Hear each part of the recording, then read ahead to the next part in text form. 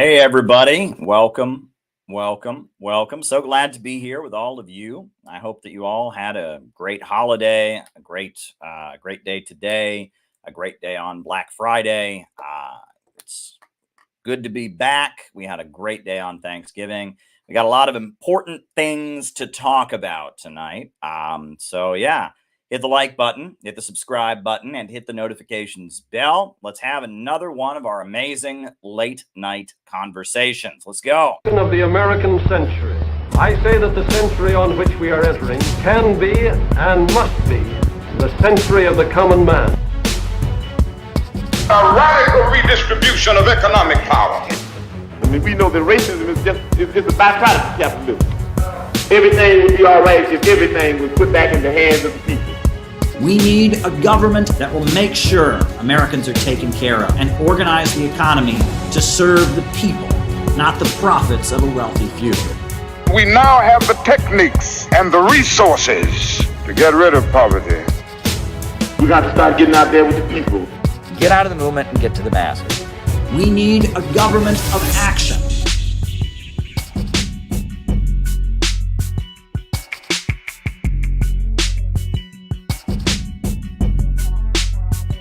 Welcome, everybody. I am so glad to be here with all of you tonight. Should be a great late night conversation. Now, the way we do things is I give my opening remarks, which is what I'm doing right now, and just kind of talking about what's on my mind for tonight.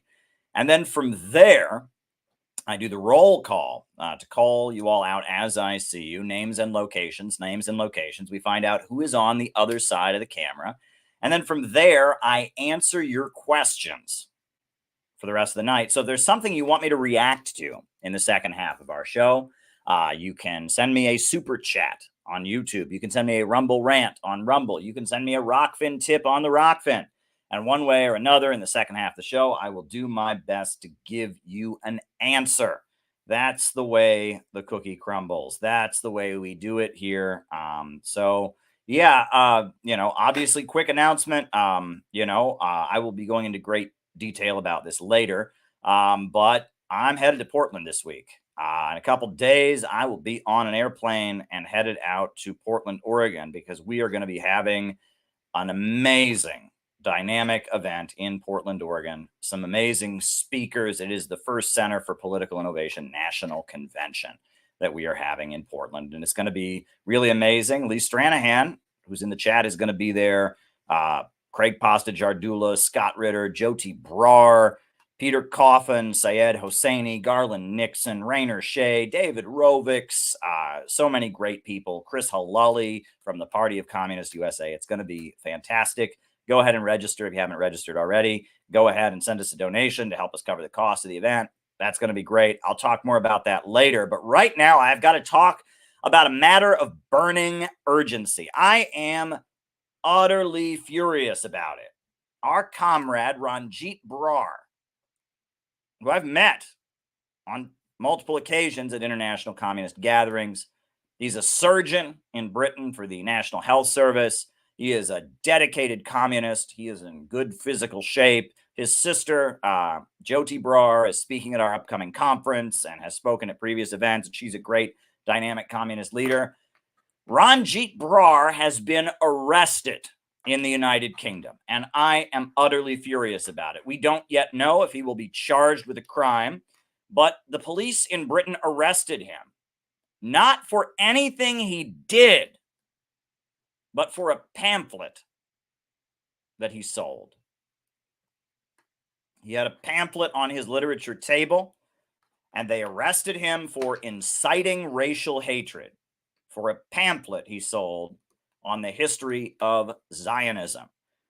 It is in shock. The West is always claiming it is so democratic, but one of the top leaders of the Communist Party of Great Britain, Marxist-Leninist, Ranjeet Brar, got arrested. We have the video of when he was arrested today.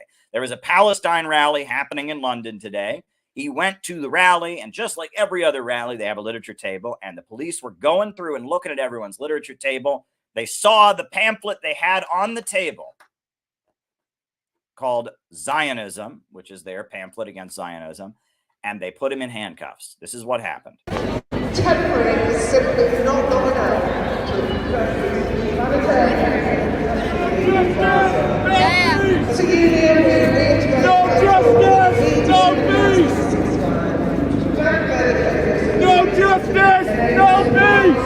No justice, no peace. No justice, no justice. Since the 7th of October, 130 Christians have been killed, and a further 400. No justice, no peace. I'm a surgeon and my hands are getting numb. Can you loosen the custody? You get it? At the moment, I can get a finger in the gap.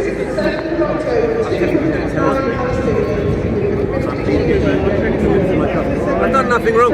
No justice. Criticism of Israel I'm being arrested for. No justice. They're telling me that I've committed a racial offence for criticising Israel, and they're arresting me. So these officers are telling me I'm a surgeon in an NHS hospital, I'm a totally peaceful man. I've come here to criticise Israel and stand with Palestine, and I'm being arrested for the offence of selling a book that's criticising Zionism. It's called Zionism. You can find it on my website. CPGB-ML. No peace. For selling that book, I'm being arrested. I'm a surgeon. Ladies and gents, move out of the way, please. These people are involved in political police. No justice! No peace! No justice! And therefore, they are enforcing genocide on the Palestinian people. They've confiscated my phone, they've confiscated my personal belongings, they've confiscated the book. They don't want the British working people to understand the extent of the crimes that our government is complicit in. We're standing by the Ministry of Defence on the one side, Parliament on the other side. These are the people who are causing the war crimes. These are the people. Hey man, good to see you, Karen. These are the people who are causing the war crimes. My crime is speaking the truth, and ultimately I have to pay compensation. You just let me walk. Yeah, but you're not walking peacefully though, are you? We've got up a bit of a fight trying to be pretty tough. That's not true, is it? And it is true, because you were resisting, that's why you're Why? No, it's not true. You put cuffs me for no reason. It's all a body war. I'm sure your friends here. It's all a body war. Honestly, there's no point in repeating the lie to yourself. There will be justice. There'll be justice. There'll be retribution for your crime. You're standing with the genocide. That's what you're doing. Let's get out of the way. Get out of the way then. No justice! No peace! No justice!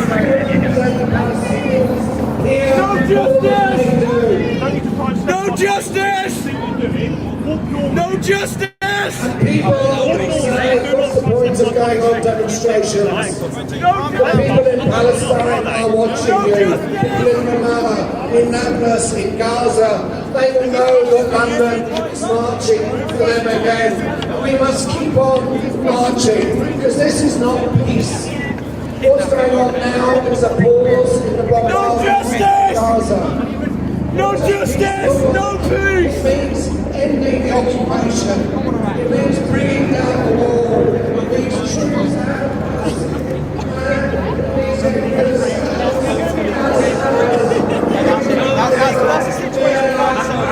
Have I been uncooperative? No, you haven't. So why are you arresting me? So why are you handcuffing me? Because at this moment in time, it's like a conversation. I'm asking you why I've got handcuffs. Prompt effective investigation by means of taking. Why have I got handcuffs? Further harm. That's it. Further harm of who? You had a picture of a swastika. Further harm of who? On the front. No, I'm selling a pamphlet on Zionism, on the origins of Zionism. Zionists who are running the state of Israel and who are committing a genocide. That is a crime. I'm campaigning against war crimes.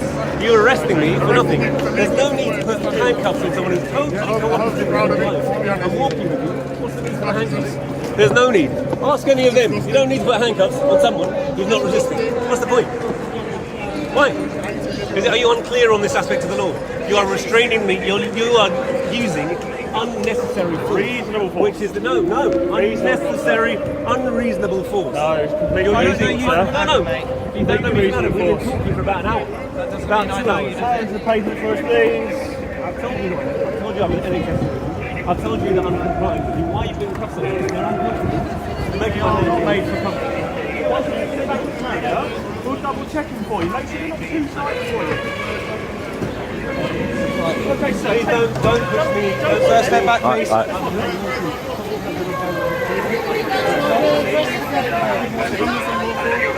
Step away from there. Yeah. They're just trying to get people in. I don't think so. Guys, just close the door and get Congratulations for your democracy, guys. Guys. Justice for Palestine. You're arrested for leaflets, that's fascism. No justice, no peace. That's not the reason. Well, it's really nice. I mean, why are you taking the leaflets with you as well then? What could be the other reason? Do you know the reason? Or did he shoot you or something? No. Did he do something violent? No, I'm not Did he making, threaten you? I'm not making flippant Exactly, remarks. so you're arresting him for leaflets, which is not good. It's not the It's reason. not good. It's Fascism, disgusting. mate. It's disgusting. It's not the reason. It's disgusting in my Well, country. It's disgusting. What you've got to we're gonna stand understand, against free it. speech has its limits. No, that makes you a fascist. If it's free speech, What you need to understand is there's no such thing as free Free speech speech. only counts if you say what we want you to say. Alright. If you commit, Alright. And if you don't say what we want you to say, we're going to assault you. Alright. this is a one-way conversation. This is how it works. No, you're a fascist. That's how it works. So if you commit a crime by saying something racist, that's okay. What's he If said you that's join the police racist? force, you can implement Exactly. it. You can't tell me. You can't tell me. Israel's a terrorist state. Is that racist? Neither are we. Your grasp of the law is limited. You'll put one there. Grasping morality. You know what? You two go. Okay. Because he's selling books saying that Israel. Yeah. I mean, it's pretty unbelievable. You heard the police officer there. Free speech has its limits, right? Free speech has its limits.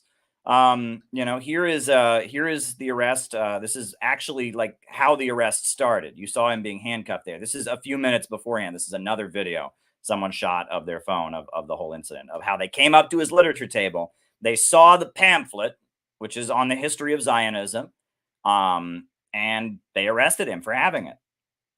Long live Palestine! They're yelling Over the past at them. couple of weeks, we have seen an incredible They're going over their literature table, looking for anything that they can arrest them children who for. are organising in their They have their literature to table walk out. out of school and say, this will not be in our name. They just have their literature table like any rally. Please join me in welcoming a very special person from the union who represents those children's teachers. She's chair of the National Education Union within the National Committee, and the NEU have always stood steadfastly with the people of Palestine. So please make some noise for Louise Reagan. They're arresting me for what? For telling the truth about Israel.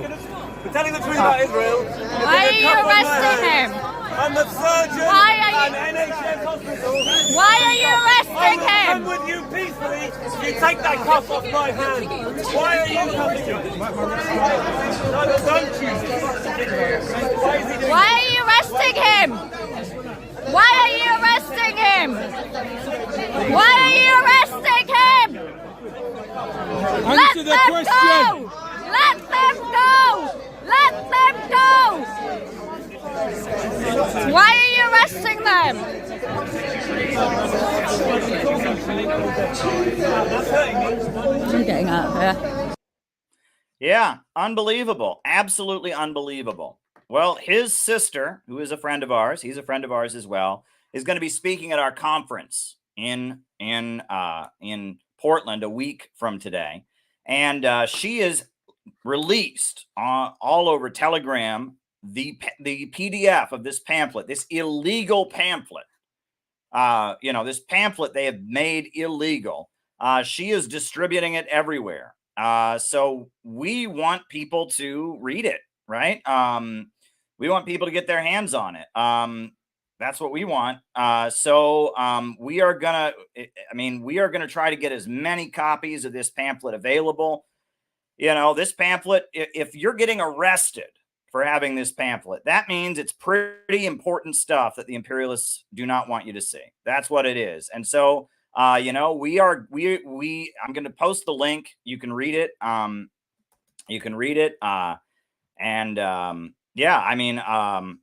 Yeah, this is wild. This is absolutely wild. But I'll give you the link. They're giving the PDF of the pamphlet away for free so that everyone can read it, while it's still available, because apparently this pamphlet is now illegal. But yeah, it's the PDF of it is available. If you have Telegram app, you can download it. So here it is. It's on Jyoti's Telegram channel right. This is the pamphlet that the British government is now arresting people for owning. The pamphlet that is illegal. It's called, and this is, it's amusing. The name of this pamphlet, this illegal pamphlet, it's called, what is it called? It's called,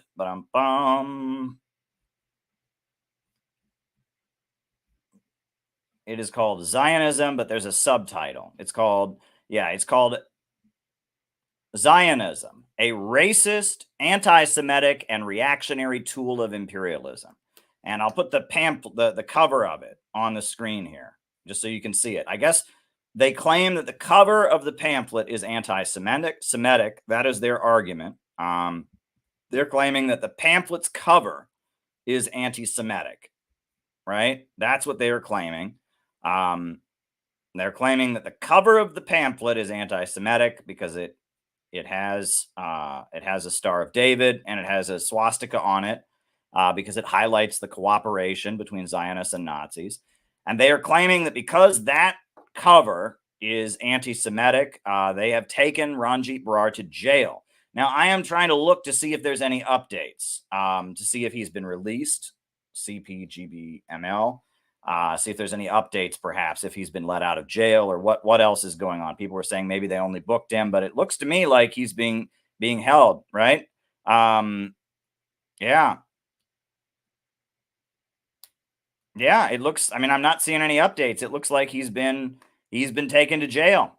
That's what it looks like. It looks like he's been taken to jail, and he's still in jail. We're waiting to see if he'll end up getting charged. So there's the link to the pamphlet. Cut and paste that link. You can download the full PDF from Telegram of this pamphlet that is opposed to Zionism, that calls Zionism a racist, anti-Semitic, reactionary tool of imperialism. And Ranjeet Brar, our comrade, is sitting in jail for having that on his literature table today. Unbelievable. Absolutely unbelievable. So I would encourage people, download the PDF and get it everywhere. Get it on Reddit, get it on Facebook, on YouTube, get it everywhere. There's an audiobook version of it. Let's get this pamphlet everywhere we possibly can, to show the imperialists that they cannot silence us. That's what I think we ought to do at this point. I am utterly shocked. That this is happening. If you want to listen to an audiobook of the pamphlet, here's the audio book. It's on SoundCloud, and that they have decided that this is not allowed. It's a pamphlet, right? It's a pamphlet opposing Zionism. So that's pretty unbelievable. It's extremely disturbing that he would be arrested for this pamphlet. It's clearly opposing anti-Semitism. It's opposing racism. It's calling Zionism a racist, anti-Semitic, and that shows you where free speech is at. And I am absolutely furious to see Comrade Ranjeet Brar get arrested for this. It is extremely disturbing. Yeah, it's extremely disturbing. How dare they treat a heroic truth teller that way? Absolutely. And Ranjeet Brar is somebody that we really admire on this YouTube channel.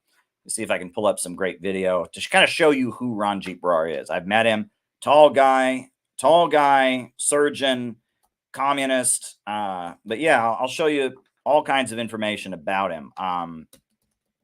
Maybe I'll show you a clip of him, of some of his great work. He used to appear pretty regularly on the George Galloway show. He was doing that for a while. He's appeared on press TV, Chinese television. He's a great guy. He's really, really a great guy. I'm just trying to find a video of him that would be would be appropriate. You know,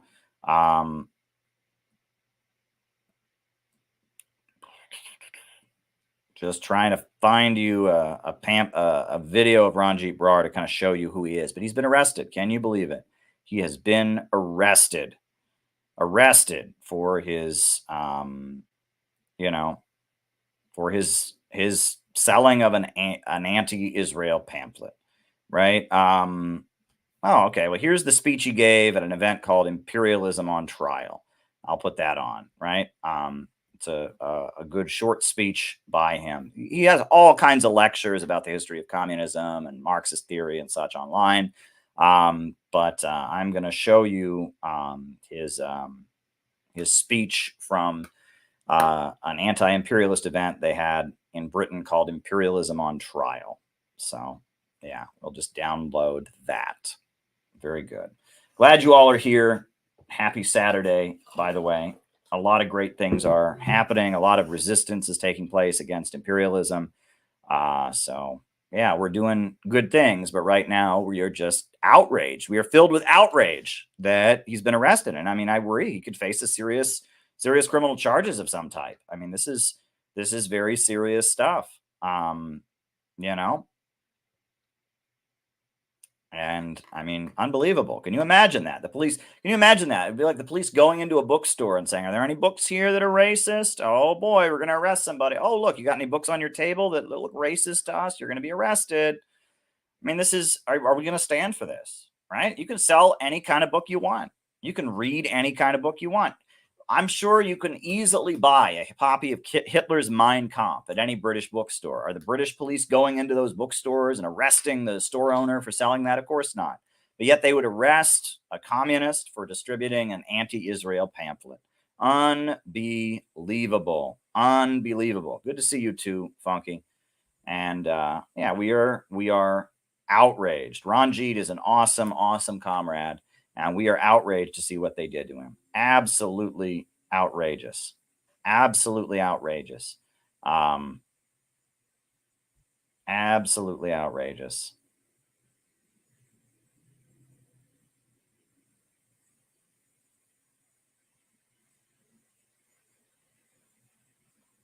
Absolutely outrageous. Let's get this video on the screen. Let's let people see it.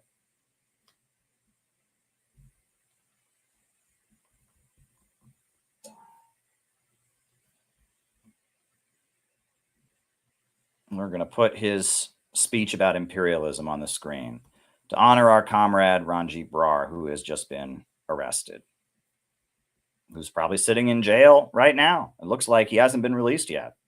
He's sitting in jail right now for selling an anti-imperialist pamphlet. Ask Eva to speak to you, and then after that there'll be time for some question and answers. She's going to speak predominantly about the situation in Syria. What strikes me about many of these conflicts really struck me about Gaddafi's Libya.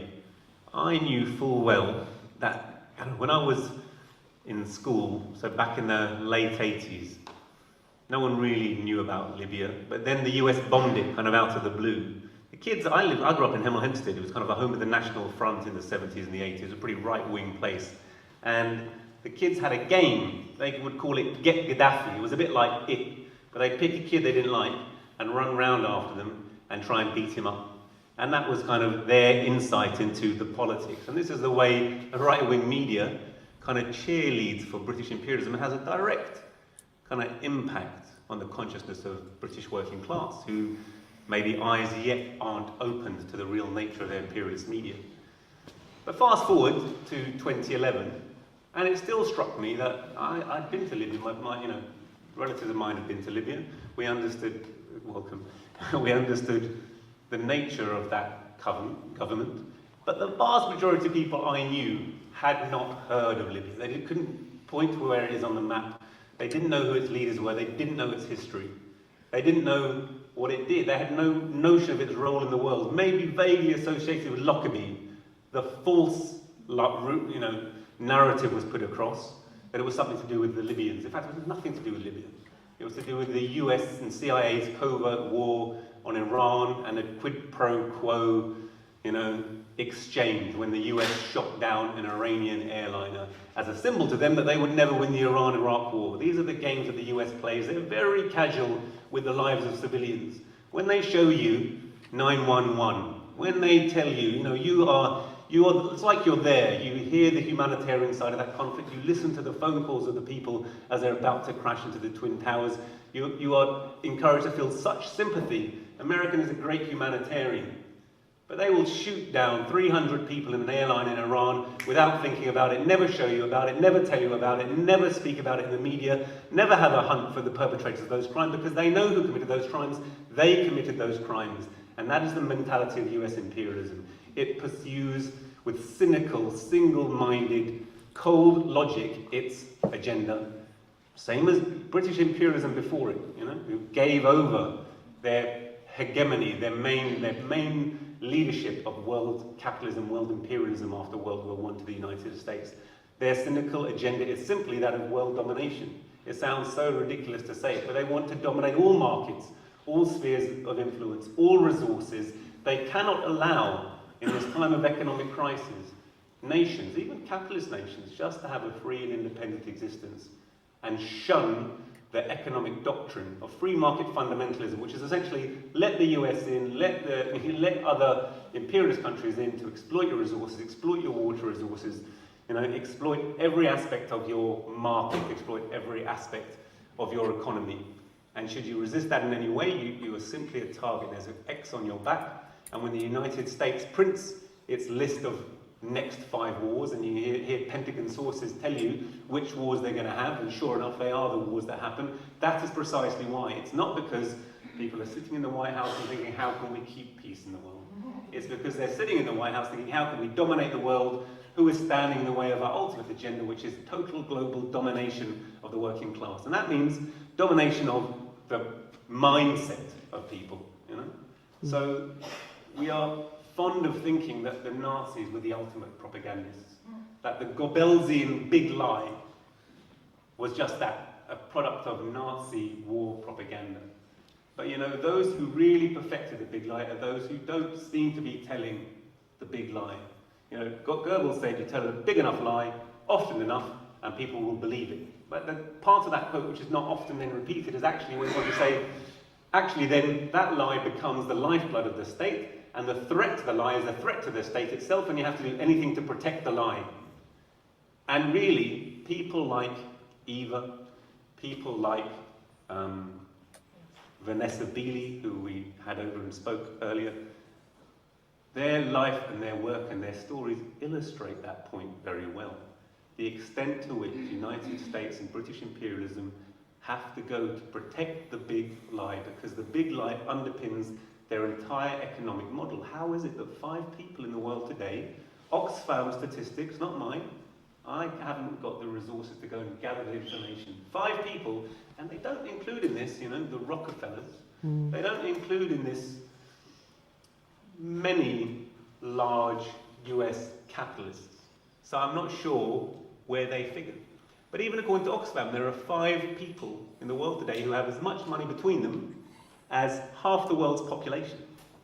So 3.5 billion people have less economic resource than 5 people. Now, we all live in democracies, don't we? Everyone has the same rights, don't they? I mean, who are we fooling? And yet, deep in our hearts, we have a little bit of us that feels that we're all in some way equal. These 5 people have much more power than any Tsar, than Marie Antoinette. They decide when our countries go to war, they set the agenda, and the entire political direction of our governments is set to keep these people in power. Money doesn't naturally flow uphill. They'll tell you this is just meritocracy. So presumably these 5 people have more merit than the rest of humanity put together. Money doesn't naturally flow uphill. It throws uphill through a system of ruthless exploitation and a fierce state system. If America says it's the world policeman, it doesn't simply mean that, they're the Bobby on the beach who's going to come and get your cat out of the tree. It means they patrol every coast. They have over 1,000 military bases worldwide. They do not consider any conflict or any nation to be outside their sphere of interest. And increasingly, if there are powers rising in the world, particularly Russia, particularly China, regardless of their economic system, who are capable of challenging their hegemony, then they want to absolutely surround them and put them in a position of weakening them and ultimately thinking of a way to undermine them. Now, they're driven to that economically, even though they cannot possibly fulfill that aim, but they can drag us all to war, and we're frighteningly and perilously close to world war. And how we can see that is through a number of different conflicts which go on in the world today. Each of those conflicts are very much like the one Jyoti's pointed out in Libya, with a narrative where no one knows a goddamn thing about Libya until 3 months before the war, and there's a relentless barrage of propaganda, and suddenly it's at the front of everyone's consciousness. Surely, what can we do to make the world a better place?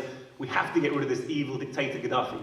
We have to get rid of this evil dictator Saddam. Wasn't he our guy? No, now he's an evil dictator. We have to get rid of this evil dictator Assad, an ophthalmologist from Moorfields Eye, from the Western Eye Hospital in London, now has become the most evil dictator on earth, and we have to get rid of him. The relentless barrage of propaganda comes at us. Yeah, that's our guy. That is our guy, Ranjeet Brar, who is sitting in jail right now for distributing an anti-imperialist pamphlet, an anti-Zionist pamphlet. He is sitting in jail right now. He was dragged away in handcuffs from a protest because of a pamphlet that was on his literature table. Absolutely outrageous. You know, we say free Ranjeet Brar. Free Ranjeet Brar. Absolutely. Free Ranjeet Brar. And, you know, we want to distribute as many copies of that pamphlet as we can. Unbelievable that they dragged him away today at the protest. Not for anything he did. They were going through, you saw the police were walking from literature table to literature table, inspecting everyone's pamphlets. They didn't like the pamphlet that he had, the cover of it. They thought the cover of that pamphlet was offensive. And so he's been taken to jail. Absolutely unbelievable. We got to stand behind our comrade. We got to stand in support of Ranjeet Brar. Yeah, I heard the news today and I was utterly shocked. I did not see this coming. I really didn't see this coming. I knew that they had gone after the Uhuru movement in the United States. We've been doing everything we can to support the Uhuru movement. I know about what's happened to Julian Assange. This one took me by complete surprise. I didn't see it coming. You know, I did not see it coming at all for them to arrest someone that I've met before, someone that I know, for his freedom of speech, just for criticizing Israel, just for distributing a pamphlet that is critical of Israel.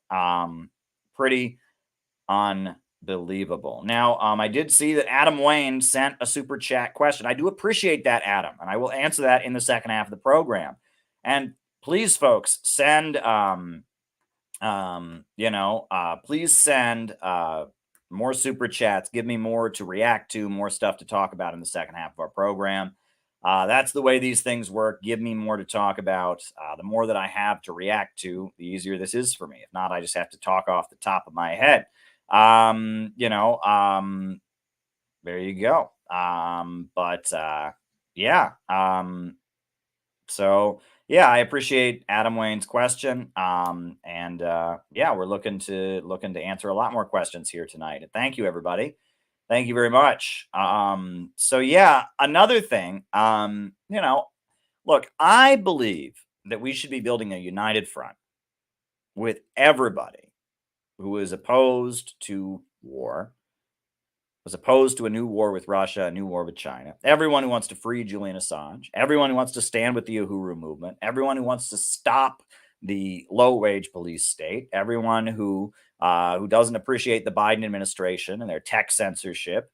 These are test issues. People that don't support the vaccine mandates, etc. We need to be building solidarity with them. And so one thing that I've done is I've made a big point of being very friendly to people that I strongly disagree with, libertarians. Libertarians, when it comes to economics, I couldn't disagree with them more. I think they're absolutely wrong. And it's interesting because there are some libertarians like Angela McArdle and others that seem to get that. that seem to understand that while we don't agree about economics, there's common ground. I had a great conversation with Angela McCurdle a couple of weeks ago. Maybe it's almost a month ago now. It was a great conversation. I'm glad we did it. So today, one of these libertarians tweets out that communism is an evil death cult. And I said, you don't know what you're talking about. I said, actually, communism is, raised millions of people out of poverty. And her response was to call me retarded. Right. And I got to show you this because I screenshotted the whole thing. Because I really can't stand this, and I got to tell you, there are certain, just like, we have the fake left that just goes on the internet and runs people down and smears people names, right? The big communist YouTube channels are the YouTube channels by people like Vosh, who don't organize any real movement, but find people that are really anti-imperialist and are organizing real movements and smear them and run their names through the mud. I think the same thing goes on in the libertarian camp, because I have noticed that, there are two individuals that are very prominent libertarians, Spike Cohen and Dave Smith, and both of them boycotted the Rage Against the War Machine rally. And both of them obsessively shit talk me on the internet. Spike, not as much, but Dave Smith, absolutely. And I've noticed that when it was time for the Rage Against the War Machine rally, this big rally sponsored by their party, they pitched a fit about Scott Ritter. They got Scott Ritter disinvited, and then they didn't show up for it themselves. And it's the same kind of thing. It is the same kind of thing. It is the same kind of thing. And, this woman, I mean, she's on there saying that, that you couldn't possibly, that I'll just show you. I'll show you a couple screenshots of what happened today, right? I am convinced that libertarians have the same problem that communists have, in that there is a section of their movement that is chronically online and is promoted by the state to cause discord, to incite disagreement, etc. So yeah, I had been following a prominent libertarian named Karen Ann Hallos. That's what her name is. I've been following her, and I will show you the exchange that went down today. I'll show it to you. There we go. Then we'll officially be in high school in 1998. I don't know what that means, but there you go. All righty. And thank you for the super chat. We'll be answering that. But yeah, so this happened, right?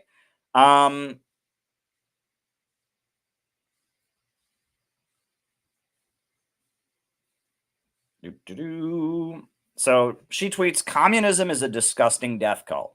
I tweet, communism turned Russia and China into superpowers and raised millions from poverty. You have no clue what you're talking about. She responds, I'm sorry, you are retarded. Very classy response. You'll notice there was a lot of beef there. I mean, she really refuted my whole point about Russia and China being turned into superpowers, millions being raised from poverty. I mean, she just totally debunked it. So then I responded to what she was saying. She blocked me immediately, but from behind the block, she started saying that I was tweeting at her because I had a crush on her. Right? That was her next response. She was tweeting out, but I get cyber stalked enough that I'm borderline. Trust my gut. This dude set off every alarm bell. And Zachary Brunch said, I simply can't imagine looking like you and sincerely believing that anyone wanted to sleep with me. Oh, and as a commie, I say that with all the most revolutionary fervor I can muster. So no response to anything I'm saying, right? But after blocking me, because I was like coming at her with facts, after that, she then tweets that I want to sleep with her, which is what AOC does. And it is beyond me. It is beyond me. Like, when did the memo get sent out that any woman anywhere can win an argument by accusing you of being sexually attracted to them? Are we only allowed to argue with men on the internet? Is that the new rule? Right? That if you debate any woman on the internet, all she has to do is say, oh, you're in love with me. You want to have sex with me. And it's like, well, first of all, right? I mean, I don't know who she is. She's some pink-haired, freakish libertarian on the internet. You know, I've never seen what she looks like. I have no idea. Maybe I do, maybe I don't. I don't know. Second, right? You know, like, what if I did? Would that make anything I said false, right? And this is so ridiculous, right? And why I mean, this would be the equivalent of having an argument, you know, with a person of color and them saying, well, you're white. Well, maybe I am, but that doesn't change what I'm saying. This would be the equivalent of you know, having an argument with a gay person and them saying you're straight. Well, maybe I am, but that doesn't change what I'm saying, right? People can say true things regardless of their gender, regardless of their race, regardless of their ethnicity, regardless of you know, what they, well, you know, I mean, look, people can be bad people. People can be murderers and say true things. People can be rapists and say true things. People can have reprehensible views in one area and still say true things in other areas. Just and this is the thing, right? It's this argument, right? Everyone who disagrees with me wants me. I've lived by that assumption for years. Exactly, Tyler. Exactly, right? You know, I mean, maybe the reason she blocked me is she never knew who I was, and then she saw my tweets and just became so sexually aroused she couldn't control herself. Maybe it's all projection. Maybe she wants me and I don't want her. I'm just being silly, but this is where we're at. And I don't understand why, again, if she didn't like what I said, she could have A, ignored it. B, she could have just blocked me for what I said, right? Now, she doesn't want to engage with the communists, but she responds with that you're retarded, which is not an argument at all, right? It's just a childish insult. She responds with that. So why does it have to get so vicious and personal? You know, when I had my conversation with Angela McCurdle, who's the chair of her party, when we had our conversation, if I had called Angela McCurdle retarded, she probably would have ended the conversation right there. I think we had a very pleasant exchange because it didn't turn into a personal mudslinging thing. We just asked each other questions. You know, and I've noticed that though, right? You know, immediately, if you disagree with these people, right? If you disagree with these people, they want to drop you out of a helicopter. And I've noticed that libertarians are all about freedom of speech and freedom of assembly until they're arguing with a communist on Twitter. And then they think all the right-wing dictators that killed communists are based. Then they want to drop you out of a helicopter. You know, suddenly their belief in freedom goes away as soon as they're mad at a communist on the internet, which I find to be very, very odd, because the concept of libertarianism is supposed to be that they're just for total freedom. You should be able to say whatever you want. You should be able to do whatever you want, right? But I noticed, and this, you know, Dave Smith, this guy, Dave Smith, this libertarian Dave Smith, who is, you know, a ridiculous anti-communist, he, for a very long time, he has been running this, you know, I had never heard of him before. I looked him up a little bit beforehand, but I appeared on the show Convo Couch with Dave Smith. And I went on his show, and on Convo Couch, and it was 2-on-1, right? They had Dave Smith, who's this prominent libertarian comedian, and they had Spike Cohen, who's another prominent libertarian. And I handled both of them very, very well. And you'll recall Dave Smith rage quit. And so, you know, I want people to see that debate. So I thought I would put that debate on for a little bit. And see, you know, I want people to see it. Maybe we'll skip through it or whatever, but I'll put that on for a little bit. I know we've got a few super chats that have already come in, but I want to do a full second half. So if people want to give me something,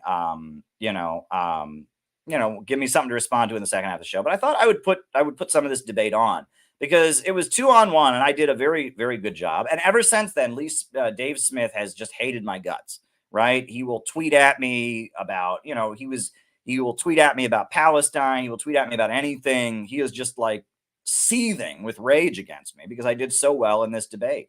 And both Spike Cohen and Dave Smith both pitched a fit to demand that Scott Ritter get kicked out of the Rage Against the War Machine rally. And then they didn't show up anyway, meaning that they're basically just wreckers of anti-war activity.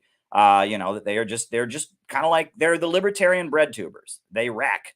They harass people on the internet, they insult people, and they're opposed to actually getting anything done in real life. So let's we'll show some, maybe the whole thing. We'll see. Things working. Thank you very much, everybody. Welcome back to the Convo Couch. I am Pasta Jardula.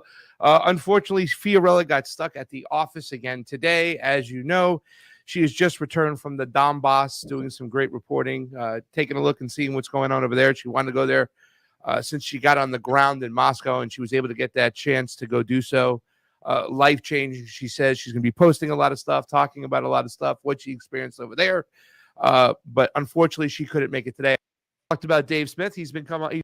All right. So much the socialism of old. You were talking about. Starting on the first, I'm going to introduce Caleb Maupin, returning to the show.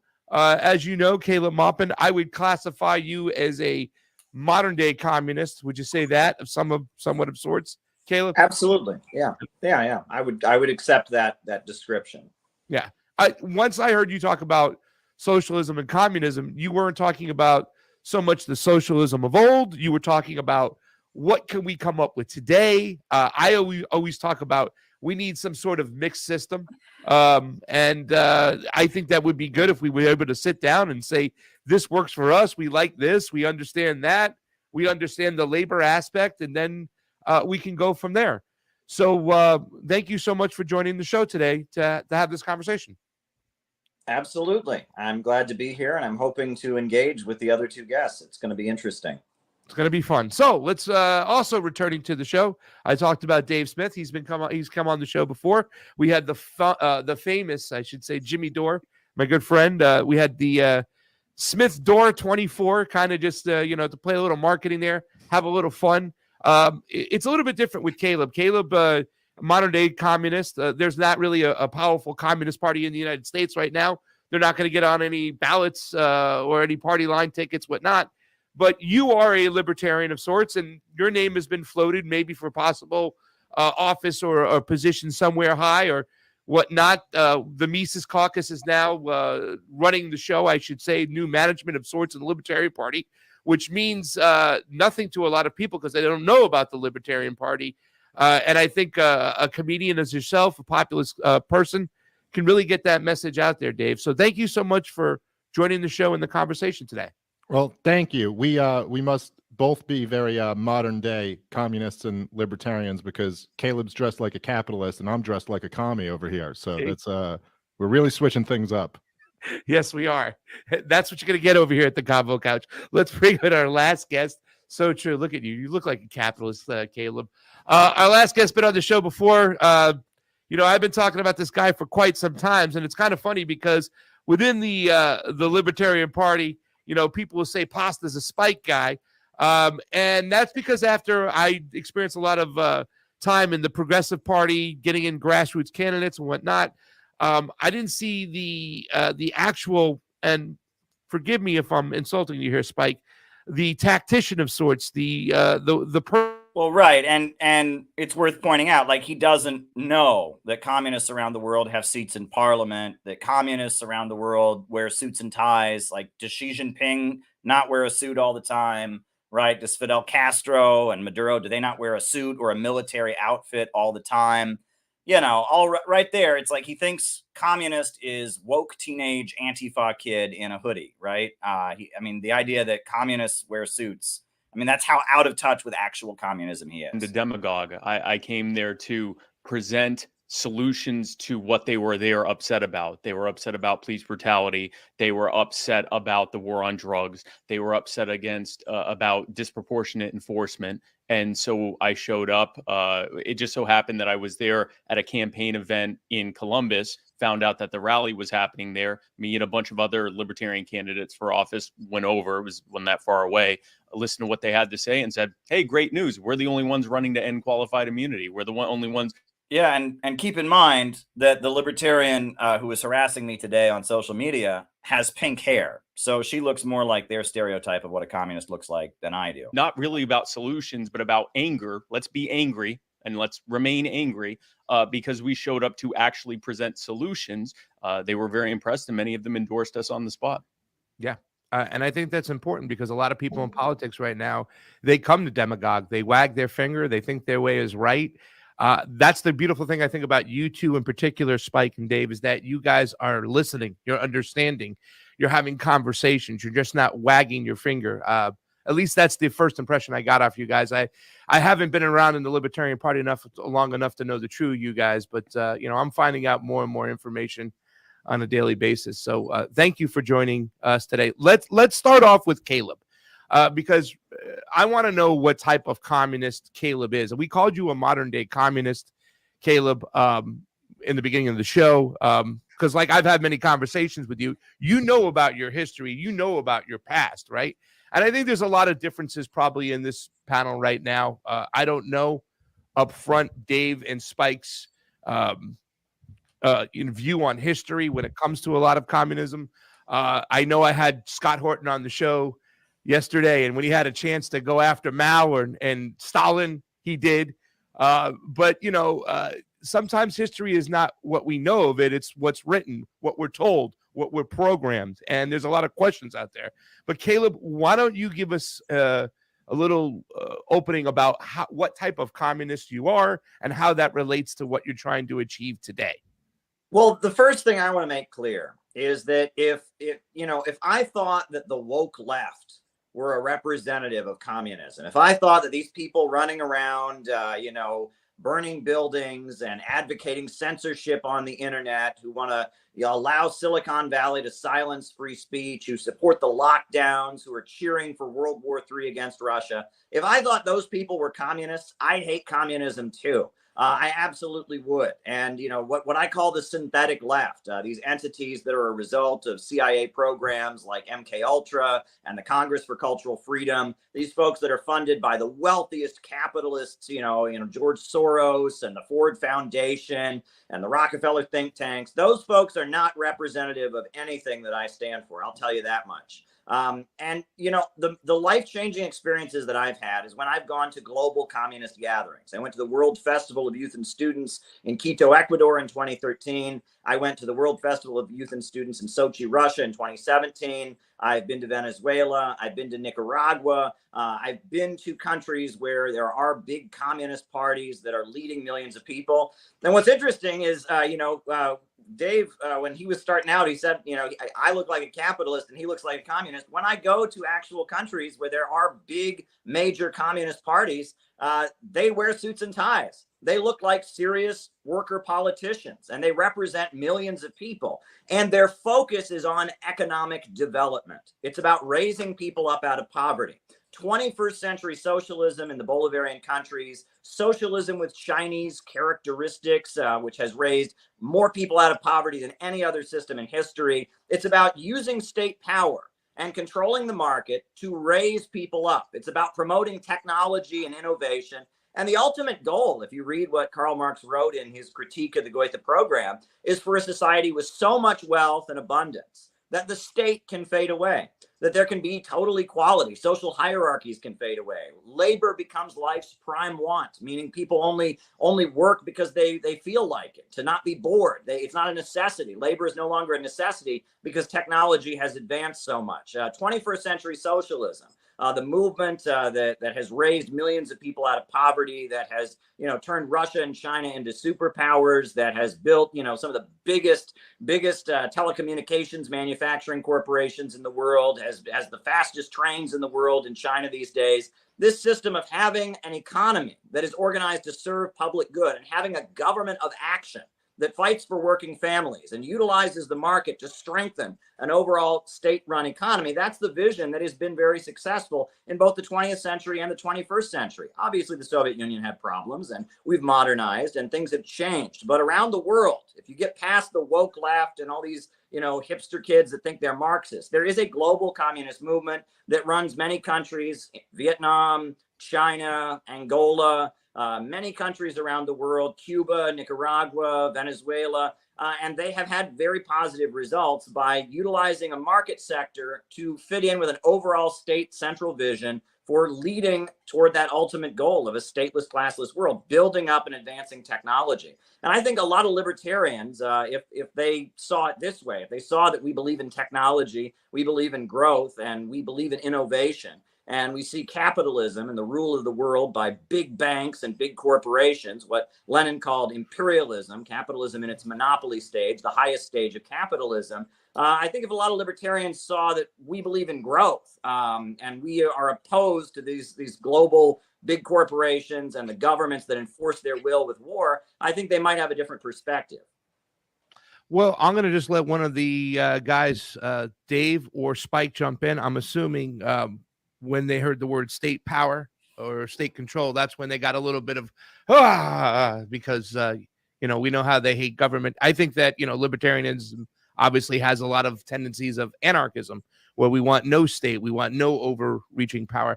Dave, why don't you jump in and give us your take on what type of libertarian you are and what you're all about, and why it might not be so great to go the communist route over here. Yeah, well, I suppose then after listening to, you know, I'm not very familiar with Caleb, but after listening to his open remarks, I suppose you could say all three of us are anarchists. Me and Spike are both anarcho-capitalists, basically believe in the non-aggression principle, self-ownership, private property rights. And Caleb is also a communist anarchist in the sense that the ultimate end goal would be the withering away of the state for you know, a stateless, classless society. I would certainly be skeptical that the path toward abolishing the state would be to grow the state to be tremendously powerful. That seems counterproductive to me, and I don't think you're ever going to end up getting to that point. I think I can speak for Spike as well, and he can correct me if I'm wrong, but I'm not, because I know Spike very well, that both me and Spike have really no issue with socialism so long as it's voluntary. I mean, we have no issue with worker co-ops or people buying up plots of land and sharing them around. See, the bread tube crap that socialism is just voluntary worker cooperatives, where they have no problem with that. Why is bread tube going out of its way to have a form of socialism that in no way challenges free market insanity, right? Right. I mean, BreadTube, I mean, the Jacobin people, they'll have a debate with the libertarians. They're like, oh, we're against state socialism too. Right. I mean, it's unbelievable. Right. The Jacobin crowd, the worker cooperative people have come up with a socialism that in no way challenges neoliberal austerity, cuts in public spending, degrowth. China has, while they're still, of course, the in name Communist Party, that's the one party dictatorship over there, they certainly have moved far away from the communism of Mao Zedong, announcing that wealth is now good, making it much easier for people to start businesses and make money. I think that is much more accurately what is their kind of what's helped improve the situation for millions of people over there in China, although it's obviously still a lot of problems. I do agree with the criticisms of the imperialist West. I think that, you know, if you want to describe that as capitalism, because semantic debates are the most boring and least productive debates, I would just say that what me and Spike are advocating for is laissez-faire, non-interventionist free markets, and that certainly the most powerful government in the history of the world, the United States of America, going all around the world, starting wars for profit, is certainly not anything that we would be advocating for. So I'll say this, that in the spirit of you know, what we've talked about the last few times on the show, we are all opposed to the American warfare machine. That is despite what any other economic differences we may have, that's a pretty damn important agreement. I think about those missiles that those Ukrainian missiles that hit Poland a few months back, and when Zelensky came out and blamed it on Russia, we had politicians here in America advocating, invoking Article 5. Just the other day, there was so in the German parliament, one of their politicians announced that Germany was at war with Russia, which, always works out really well when Germany and Russia go to war. It's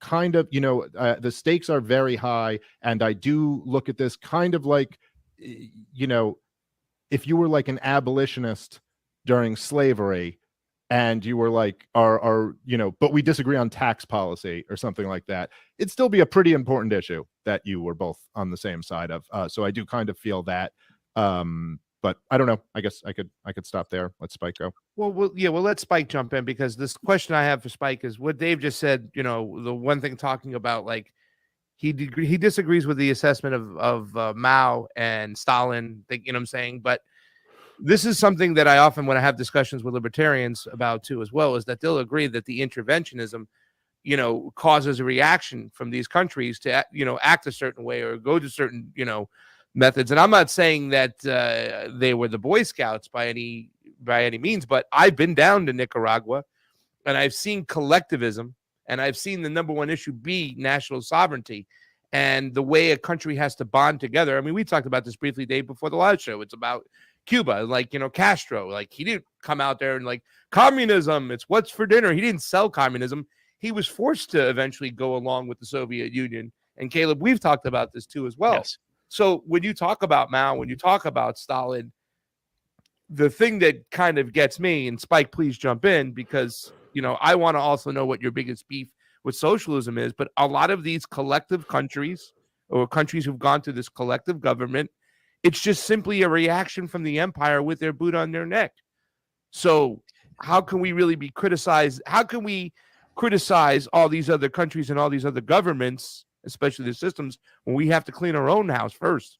Go ahead, Spike. Well, there's certainly a point to be made there. I mean, one could argue that in the same way that what we call the woke left is really just fascist imperialism wrapped in a rainbow flag, what we are now calling China.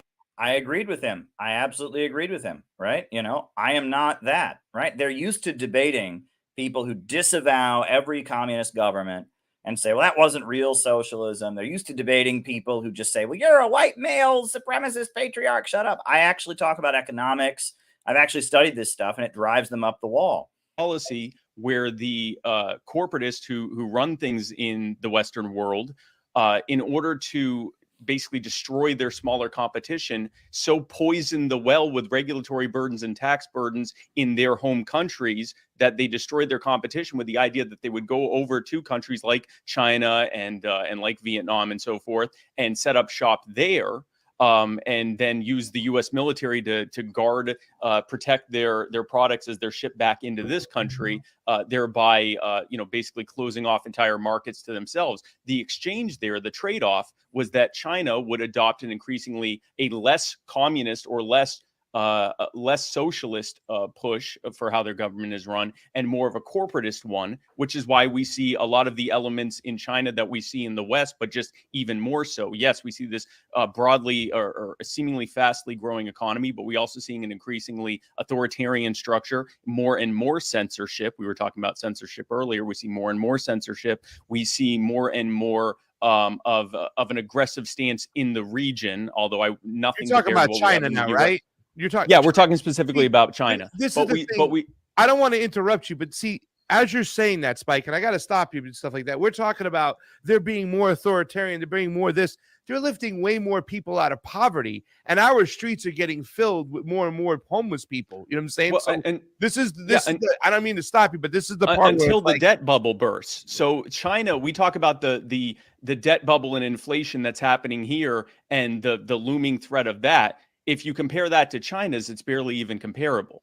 And the point of that is, yes. My whole life, China has been about to collapse, and it still hasn't happened. And in 2015, when their stock market went down 60 points in a single day, and then the Communist Party just stepped in and said, nope, and it went right back up. Like, this is ridiculous. I say a criticism of communism writ large is that, like Dave said, this is the idea that you can have a large and growing state that is somehow going to eventually fade away. That's not what governments do. Governments get bigger and get bigger and get bigger until they're checked, not because people go, okay, thanks, we don't need you anymore, but because people say, no, we don't, we refuse this. And I mean, just looking at China's zero COVID policy, I don't think that a country whose government has done this and continues in some cases to do this to people is going to anytime soon turn into anything resembling statelessness. I'm going to let Caleb respond to that, and I don't want to lose my chain of thought here. I'm gonna, you know what? I'll let you jump right in, Caleb, and I'll circle the wagon, because the solution, Spike, is the thing that it just drives me crazy sometimes when I'm speaking to libertarians about economics, right? Like, it's always like, well, we have to eliminate the state because the state's the problem. It's not just going to go away.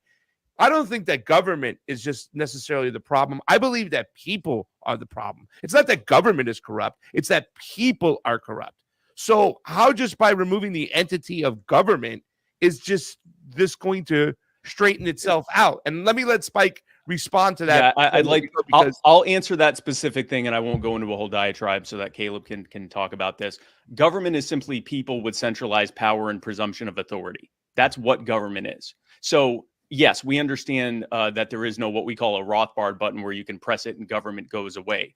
But we believe that the answer is scaling back government. And yes, it's going to be incremental, but scaling back government, and in doing so, scaling back the power that the corporate entities are able to exercise. You hear him talking about the Rothbard button? It's like so much of what libertarians do is utopian, like, internet stuff. They're like playing SimCity on the internet, trying to design the perfect Ancapistan. They are completely out of touch with reality. So much, the Rothbard button, I mean, it's just silliness.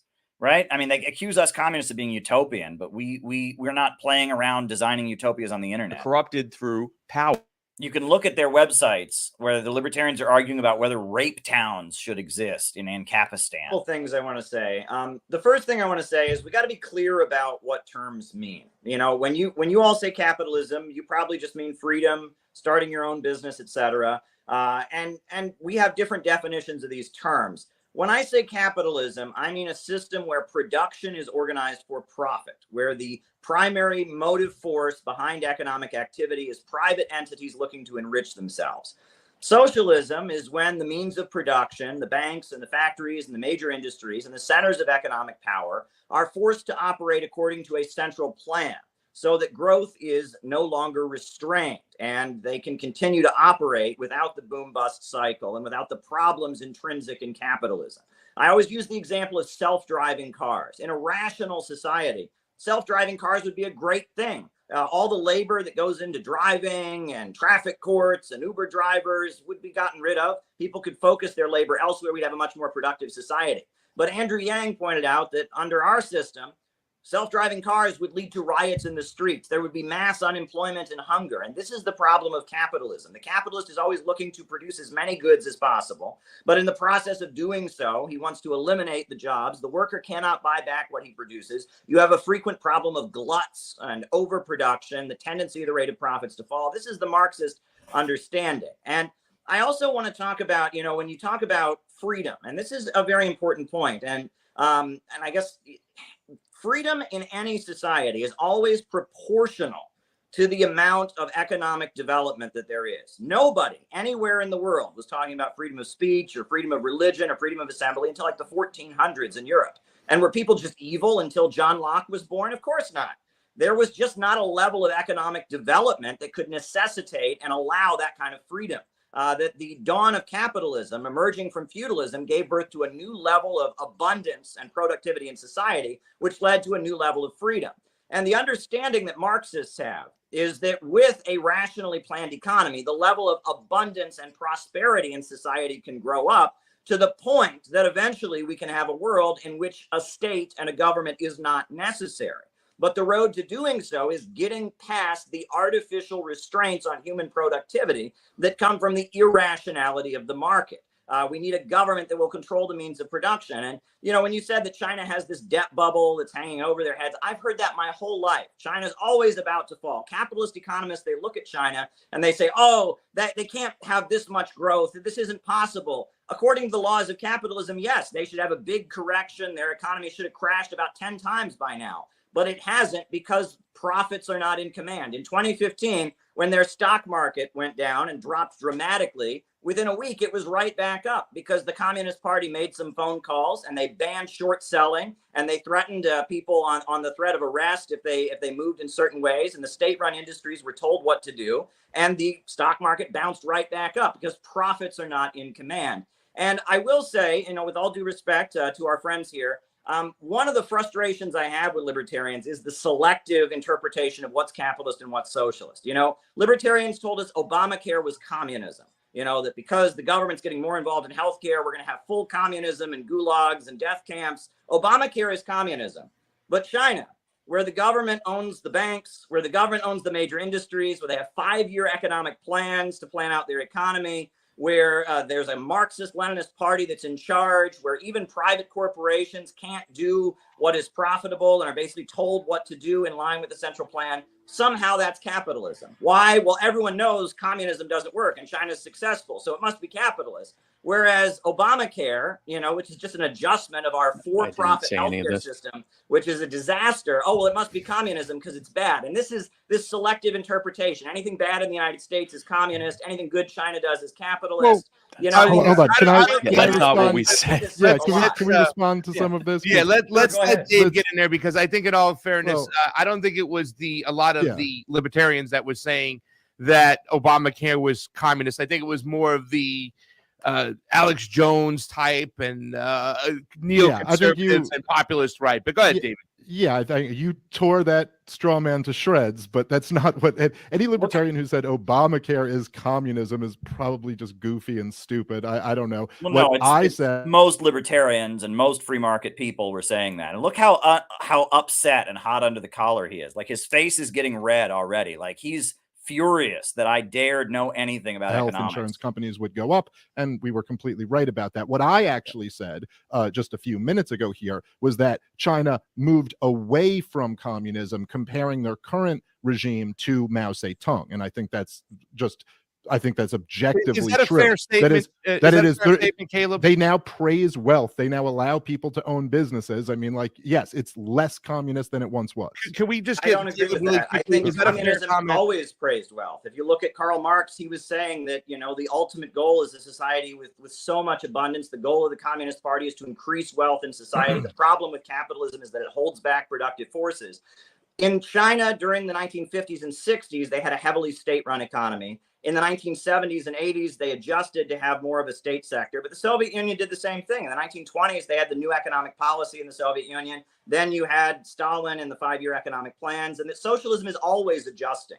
Venezuela has a much smaller state sector than China does at this point. You know, Venezuela, the oil is in the hands of the state, and the oil is used to subsidize, but it's largely a private economy. Nicaragua, their big success has been their micro entrepreneurship program, where the state loans money to Nicaraguans to start their own businesses. And socialism is constantly adjusting. You know, there's a big private sector in many socialist countries. There's worker cooperatives. There's state-run industry. Right, well, let's let. Okay, fine. I mean, fine. You can say socialism is planning. Okay. Yeah. Okay. Fine. Listen. Let me. You can say it's always adjusting. Okay. My point is that in this case, it adjusted to allowing more business and profits. But okay. Whatever. But it's very easy to start a business. And look how scared and rattled he is. Right. They're used to just some caricature. When you define. Look, again, I don't want to get just trapped into this semantic debate, but when you just define capitalism as seeking profits, that's just not anyone's accurate definition of what capitalism is, even not the capitalism that I would defend. Capitalism is about private ownership of the means of production, private ownership of property. Now, there's obviously lots of different schemes within there, but for example, the vast majority of businesses either don't make a profit or make very, very little profit. There's lots of millions of nonprofit businesses and millions of businesses where basically the owners squeak out a living. They might draw a salary out of that business, but there's really no profits to speak of. This is most people who own a business. They're probably in that situation. There are a few big businesses that make tons of profits and a few mid-sized businesses that make nice profits. The worst of the big ones are always in bed with governments. But I just think that regardless, I think it's probably more productive for us to just talk about what the system that. You can't say he didn't get a chance to speak. I mean, you can't say I interrupted him, prevented him from speaking. He got to speak over and over and over again. But as soon as he heard me there, he was rattled. Communism, anything where there's central planning. The issue, like I would say, you made a lot of assertions about how we're for communism or we're for socialism because this is the system that leads to economic productivity. This is what raises up the standard of living. I think that's blatantly false. And it's just not true that the average, if you look at through the reign of Lenin or Stalin, if you look at through the reign of Mao Zedong, the idea that the average person was doing better than the average person in the United States of America. Yeah. If you look at the period when Mao was in power, people who had never seen a doctor before in their lives got medical care. The first power plants in China were built. The first steel mills in China were built. You know, if you look at how China was in 1976 when Mao died versus how China was in 1949 when Mao came in, it's like night and day. And for him to immediately change at the end and say, well, it wasn't what it was in the United States. I mean, does he not realize where they started, the amount of poverty? Or Stalin, right? Under Stalin's leadership, the Soviet Union industrialized, electrified, wiped out illiteracy. It's like these are facts. You just, they're blatantly true. You cannot deny this. And he's sitting there trying to deny history, relying on your anti-communist bias. I think is just not true. Well, first of all, right, to say that it's better than the United States, that's not the comparison. Is it better than what was there before? And there is no question that under the leadership of the Communist Party in the Soviet Union, Russia went from being an agrarian, impoverished country without electrification, with mass illiteracy, to being a superpower. Look at that deep breath he took there, that fear he got. Wow, this guy actually knows stuff. Right? He's not just going to disavow these countries immediately. I'm scared. That had the biggest power plants in the world, yeah, and steel mills in the world. Slaves they defeated the Nazis. Yes. They invented space travel. And but this is the lie. I was told but this that's not. Communism failed everywhere. This is no type of. Had huge astronomical successes. Right, but this is. The life right. So you just lied, right? When you said that, for the average person, it never improved or whatever. You lied, Dave Smith. You know, and now you're going to say you never said that. Up, living conditions went up. Okay, let's let Dave. Let's let Dave patented the first mobile phone. It was Kaprianovich in the Soviet Union. But communism never invents anything, right? But no one said that, dude. Just stop. Yeah, they do say it all the fucking time. I've been on Twitter, and people have been saying it to me for the last hour. Right? Yeah, they do say that all the time. Hold on, guys. Built the world's largest hydroelectric power plant. Caleb, 1 second. Let's let Dave respond. Come on now. Like listing off inventions and stuff. Also, listen, just let's cut with the straw man. You don't have to answer. You don't have to argue against things I never said. Yeah, you did say them. And if I wasn't in the room, you would say them over and over and over again. I hate this. This is how weaselly libertarians are. When I'm in the room, suddenly, we never said that. Their entire ideology is premised on this anti-communist bullshit. Communism never had any successes. All this crap that we're spoon-fed in our government schools here in America. In our government schools, on mainstream war propaganda media, we're spoon-fed this narrative of the 20th century where the Soviet Union never achieved anything, never had any successes, and nobody ever stands up to it. And the only socialists they put on TV are dumb fucks who won't respond to it.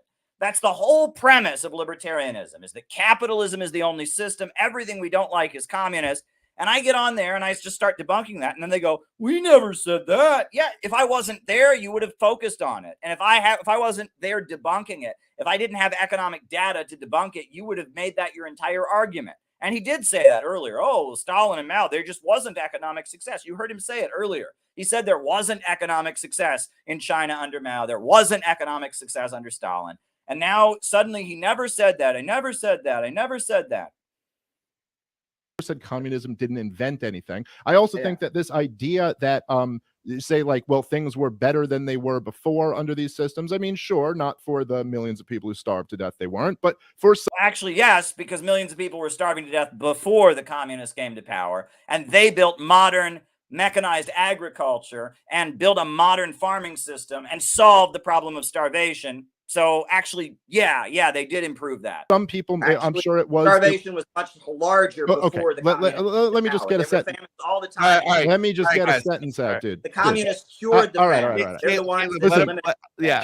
Caleb, this isn't going to be worth it if you just talk over me every couple words. Let him respond. Here. As Noam Chomsky pointed Meanwhile, he interrupted me earlier. I let them talk plenty. Pointed out once before, slaves in the year 1850 were wealthier than slaves were in the year 1750. Things had improved. The conditions were better for them. Their life expectancy was higher. None of that in any way is an argument for slavery being a just system or the system that you want. So what I was just saying is that if you're saying that communism is a system that lifts people out of wealth, well, then why can't I compare capitalist countries where people were lifted out of wealth or lifted out of poverty, rather, that, if you look at the Industrial Revolution in England and in the United States of America, yeah, by the end of it, people were living at a standard that was unfathomable. I mean, like, with the standard of living that we all enjoy right now is something that would have sounded like magic to people who were here a couple hundred years ago. So if you're using this standard to praise communism, then that same argument is going to work for capitalism. I mean, look at can I list off all of the inventions that have come out of Western society? This is not where I wanted the conversation to go about us arguing about the history. It's like he knows nothing about Marxism. The whole first section of the Communist Manifesto is Karl Marx praising the capitalist revolution, how we think capitalism was an advance over feudalism. He knows so fucking little about what we believe. He thinks that we don't understand that history is advancing, that feudalism was an advance over slavery, that capitalism was an advance over feudalism. He knows so little about what we believe that he's like, well, capitalism was better than feudalism, so that somehow debunks your argument. They have no fucking clue what we believe. They're not interested. They learned about communism in 3rd grade. They learned that communism is when everyone shares everything, and that doesn't work because people don't work hard, and they think they know about communism. And they're against the Pentagon. The Pentagon sells wars with this idiotic understanding of communism. It is so infuriating. He thinks that telling me that capitalism was an advance over feudalism is somehow an argument. That's like the basis of Marxism. That's like exactly. And we think socialism is an advance over capitalism, and that communism will be an advance over socialism. He doesn't know anything about what we believe. He doesn't want to know anything about it. It's just like he's shocked that I'm wearing a suit, as if the government officials in Vietnam and China and Nicaragua and Belarus and Angola don't wear suits. I mean, it's like they have no fucking clue what we believe. No clue what we believe. No clue what our movement is about. They have a Fox News caricature of a dumb woke kid. That's their understanding of what a communist is. And he's like red in the face and panicking because I'm not one of those. I'm a guy who has a lot of books behind me and understands economics. Ugh. Of capitalism and communism, because I knew we would get to this point. Because I'm sorry, Dave, and once again, it's not that I'm advocating for communists. I look at myself as a leftist libertarian who wants a mixed system of sorts.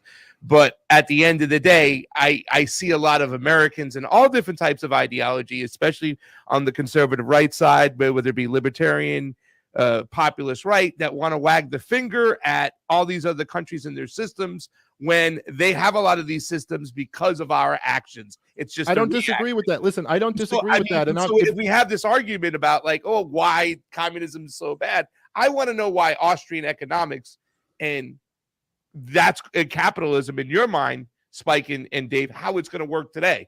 And same thing with you, Caleb. How is it going to work today instead of arguing in the past? So, I don't think that anyone could argue that authoritarianism doesn't beget authoritarianism. And so I would agree to that extent. Even though I will say, I think that this, if anything, this discussion hasn't been contentious enough, I'm going to try to maybe extend an olive branch in the form of saying that we've been doing a lot of, capitalism versus communism, often using different terms for both, sometimes flex using terms, going back and forth on them. I think what libertarians as a whole believe is that in any given system, in any given situation, the more authoritarian that becomes, the more authoritarian that those in charge become, the more authoritarian the so-called solutions become, the worse the outcomes are, and the more that centralization of power also leads to the centralization of wealth. It turns out that the most powerful people also become the most wealthy people. So if you look at any attempt to try to use the state and thereby grow the state to try to achieve an outcome, however noble that outcome may be, it's going to end up being bad. And here's a an example that went across all different definitions, which was the COVID regime. The COVID regime was alive and well in the United States, in China, in Australia, in North Korea, in Russia, in all of the European countries, all through most of Latin America and much of Africa and much of Asia. And what we saw, whatever flavor of the COVID regime or whatever they were called, whatever kind of system they were calling themselves, a admittedly noble desire to try to save lives, almost immediately, if not from its very beginning, turned into incredibly powerful, wealthy people and corporations and powerful politicians using this thing as a fear-mongering tactic to get people to go along with what they would have never agreed to under any situation since. And China, in that case, was one of the most egregious examples, but the U.S. was as well. And so a perfect example of how we can sit here and argue about communism versus capitalism versus socialism versus libertarianism versus whatever. The reality is the more power is centralized into a small handful of people, the more they're going to abuse it because they can. Okay. And so the whole idea is to try to decentralize that power as much as possible. And like Dave said at the beginning of this, that the idea that if we snapped our fingers and either government went away or was greatly reduced and there was more individual power, that we'd all voluntarily organize the exact same way is the height of fantasy. Of course, there are going to be voluntary collectives. Of course, there's going to be voluntary, more what we'd call capitalist type systems. Of course, there are going to be all sorts of different ways that this manifests, mixed systems and everything else, things we haven't even thought of yet. And why not, instead of trying to define or fight behind definitions and fight over which failed examples of authoritarianism worked best or worse, just acknowledge that we do best when we're most free and we do worse when we are less free and there's more power in the hands of a small handful of people. Okay, so really quick question, and Dave, you can follow up. You're right. So how in your system moving forward, let's say the Libertarian Party got some power, took over. How, in your system, do we make sure that the most vulnerable don't fall through the crack, Spike? And I want to, Dave, I want you to follow up on this, and then we'll let you roll right into it, Caleb. So a presidential candidate we had in 1996 and 2000, arguably one of the best we've ever had, Harry Brown.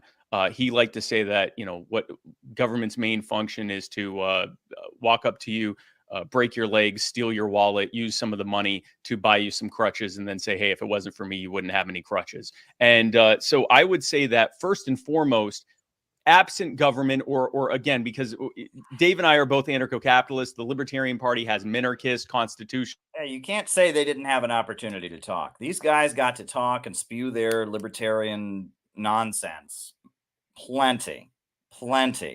And yeah, I hear you, Adam. I hear you, Adam. And, we'll play it a little bit longer. I just want to show this to people because this is why Dave Smith this guy is like on a war against me, right? I understand, I don't want to go into detail, but this guy is like, he's really, really damaged by the debate.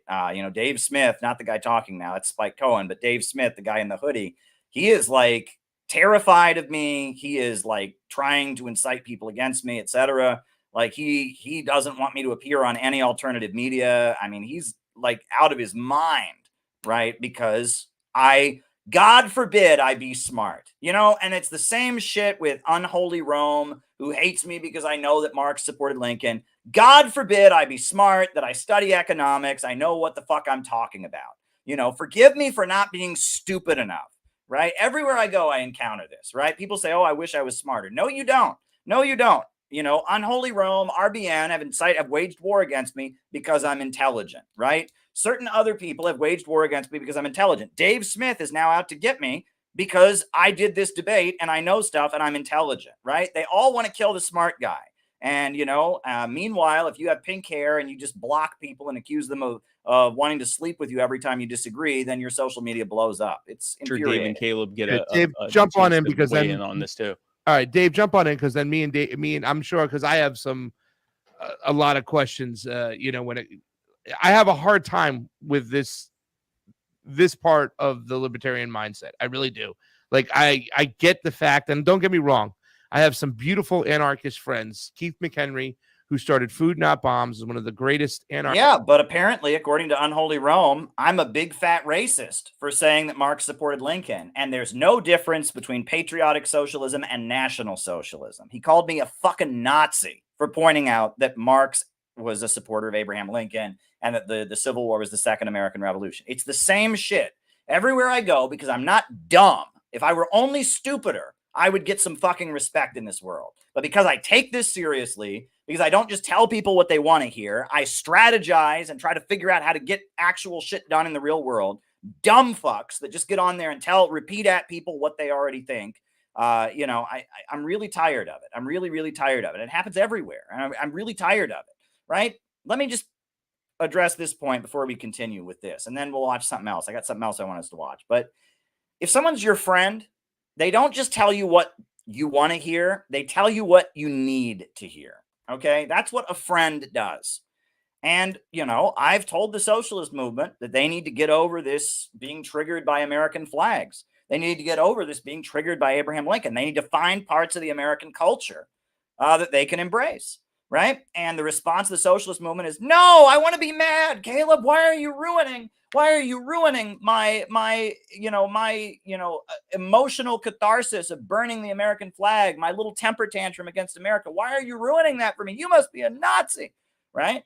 Meanwhile, I debate a libertarian, and as a genuine communist, as somebody who works, in anti-imperialist media, who's been to communist countries, understands them all.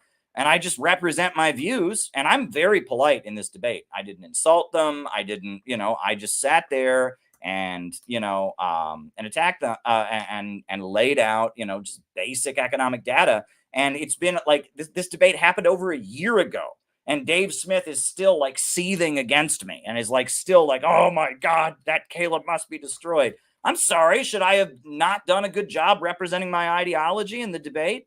I was nothing but polite to this asshole. Anarchist, beautiful man. And the way he describes anarchism is, I love it. I really do. Rules, no rulers, a free society. Nobody has a monopoly on violence. I love that stuff.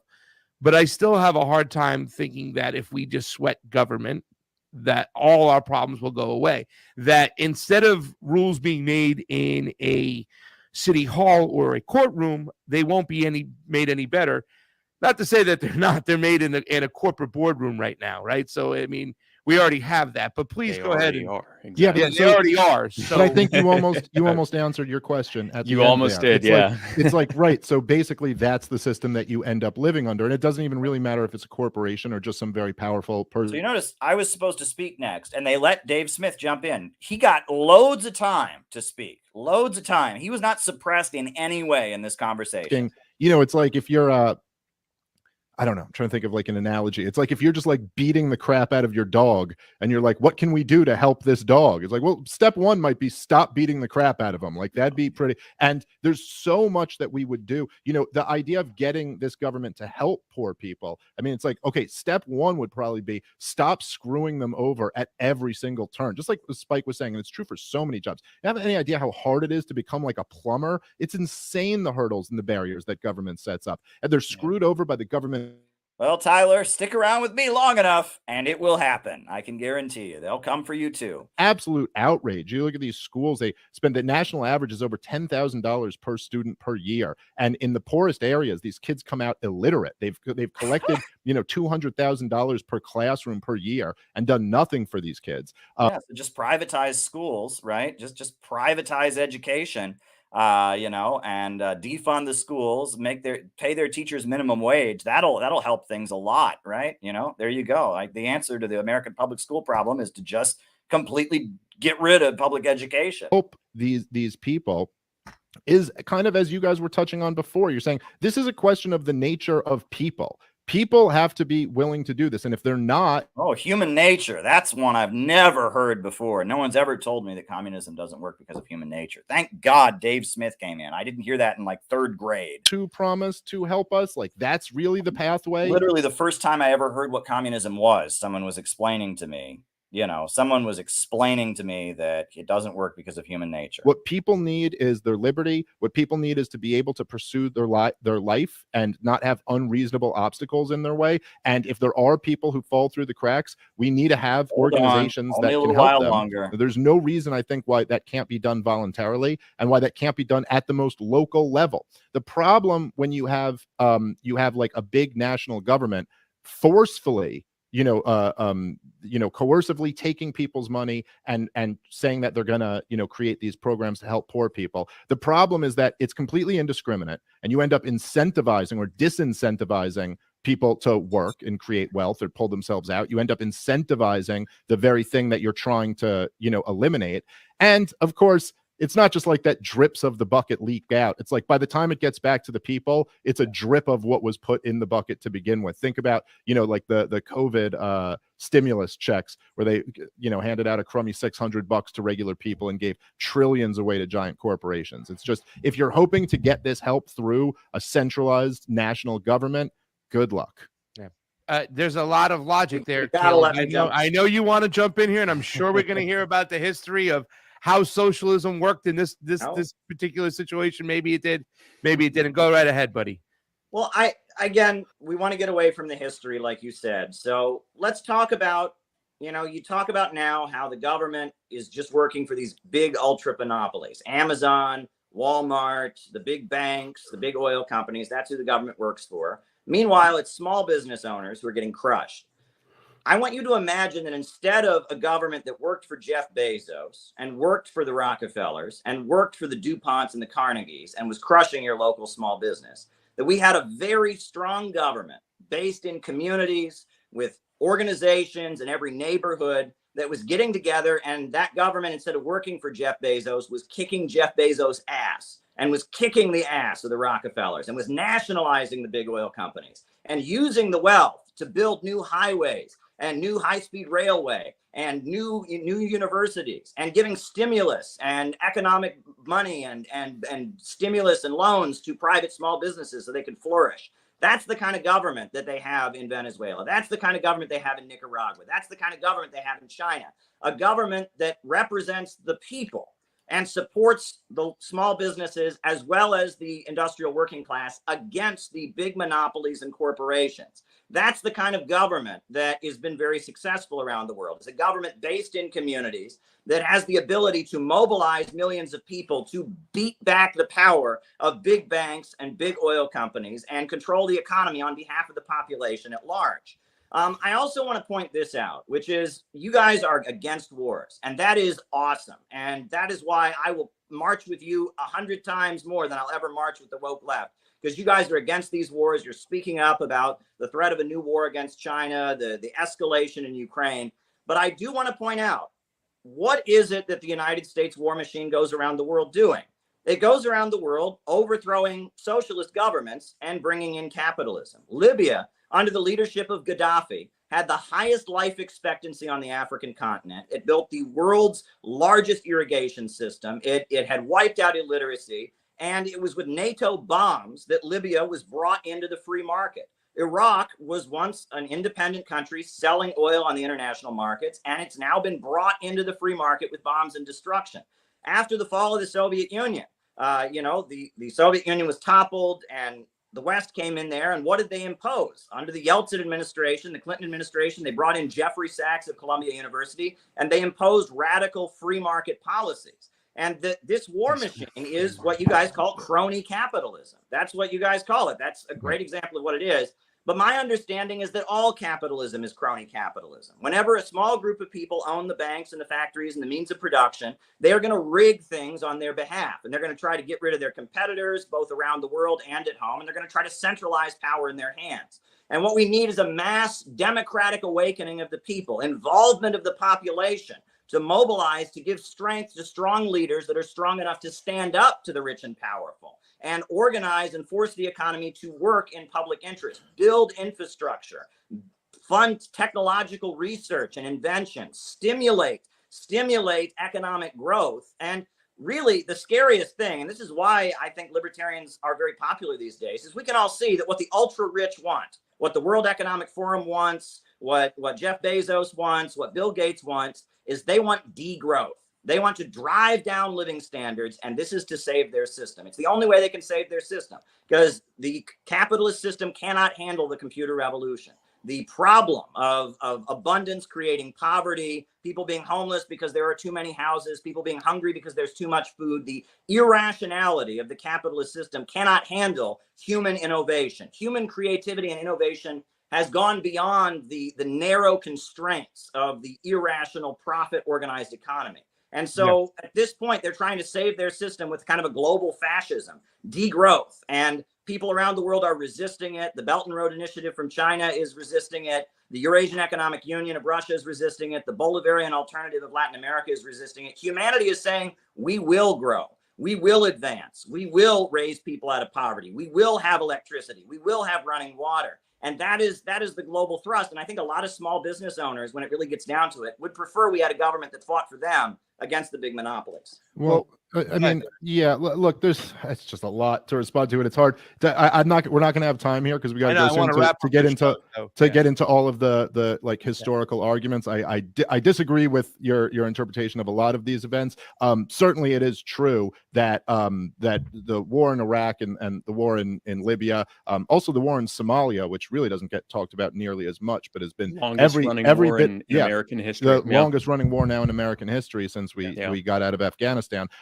Which was, by the way, an anarchist society that had a lot of business and trading going on there, and they were doing much better than they had ever historically done too, until George W. Bush destroyed the whole country. So all those wars were terrible, awful. Now that doesn't mean you don't have to be a binary thinker and then say that therefore means that Saddam Hussein was really great. He was actually a pretty brutal dictator. We just made things much worse and killed a whole lot of innocent people for no reason other than to. Yeah, but you're missing the point, which is that Saddam Hussein built a Ba'athist Arab socialist economy and reeled his people up, and then the United States bombed the hell out of it and brought free market capitalism. That's the point. The government of the United States goes around the world overthrowing socialism and creating capitalism. Pax Americana. This is the control of all the markets, top down, in a top-down dictatorial way. And in fact, if you really want to look at what the military does when they occupied Iraq, they run it like a socialist country. It is completely top down, run by the United States government. They essentially actually, it's run by private corporations like Halliburton. In Afghanistan, you had a situation where stores like Walmart were actually paying the Taliban not to blow up their products. The military is more privatized. There's more private corporations. You know, the products. I mean, read about Halliburton, read about military contractors. There was so much profiteering off of Iraq. That is ridiculous. That is ridiculous. It was a huge moneymaker for all kinds of American corporations. They were making a bonanza. Where all the poor people are fed. I don't know how compelling of an argument that is, but even as you said that, sounded awful to me. I don't want a government that's crushing Jeff Bezos. I just want a government that's not in bed with him. And if he can succeed because he provides value. The only way you're going to get a government that's not in bed with Jeff Bezos is to have a government that crushes him. Because as long as Jeff Bezos type people have billions and billions of dollars and own the means of production, they're going to rig the government in their favor, Dave. That's what you don't understand, right? That when one group of people has astronomically more wealth than everybody else, they are going to use that wealth to rig the government in their favor. So just privatizing everything and just deregulating everything is not going to solve your problem. So anyway, enough of that. I get too angry on this kind of thing, but you know, whatever. Social media got me riled up this afternoon. But now let's watch something else. And also, you know, I've got a Rockfin tip that came in from Hempcar that we're going to answer. I've got a couple super chats here. I've got 2 super chats to answer. But if anyone, and I don't see any Rumble rants, but if you got something for me in the second half, give me something to talk about in the second half of our show. We've been going almost 2 hours now. So, you know, we're probably going to do the roll call and the Q&A soon. So send me something to talk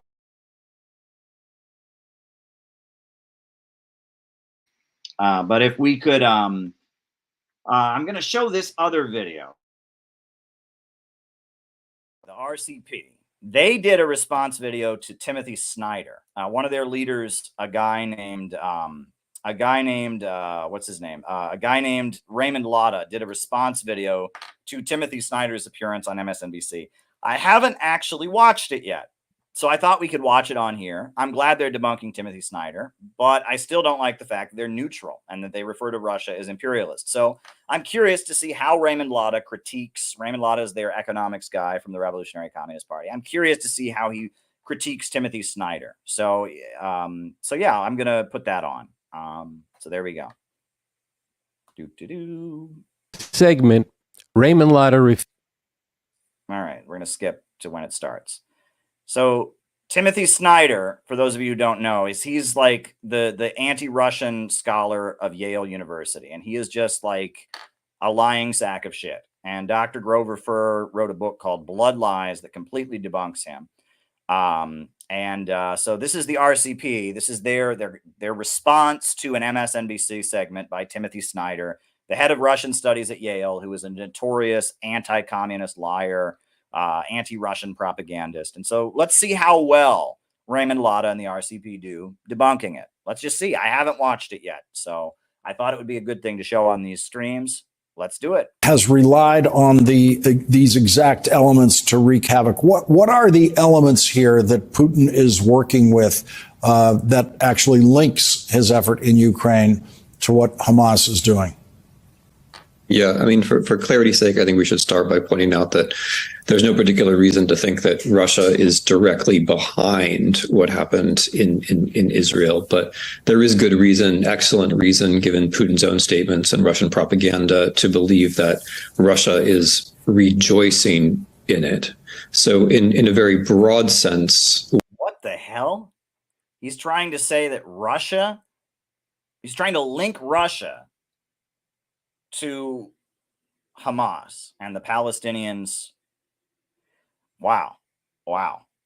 He's basically telling all the people that are huge supporters of Israel, they should be huge Russia haters. So if you hate the Palestinians and you hate Muslims, you want to kill them, you should also want to kill the Russians. Yeah. What this means is that Russia is glad to see Israel suffer, is glad to see the United States put in a difficult position as he sees it, and is not resisting, to put it mildly, the kind of rhetoric which is associated with the attack on Israel. Keep in mind, Russia has actually been quite friendly to Israel over the years. Now, they see the situation in Gaza right now, and what Israel is doing, bombing the hell out of the Palestinians, is unacceptable, and they've challenged them at the Security Council. But, there is a large Russian-speaking population in Israel. There's TV networks for Russian speakers in Israel.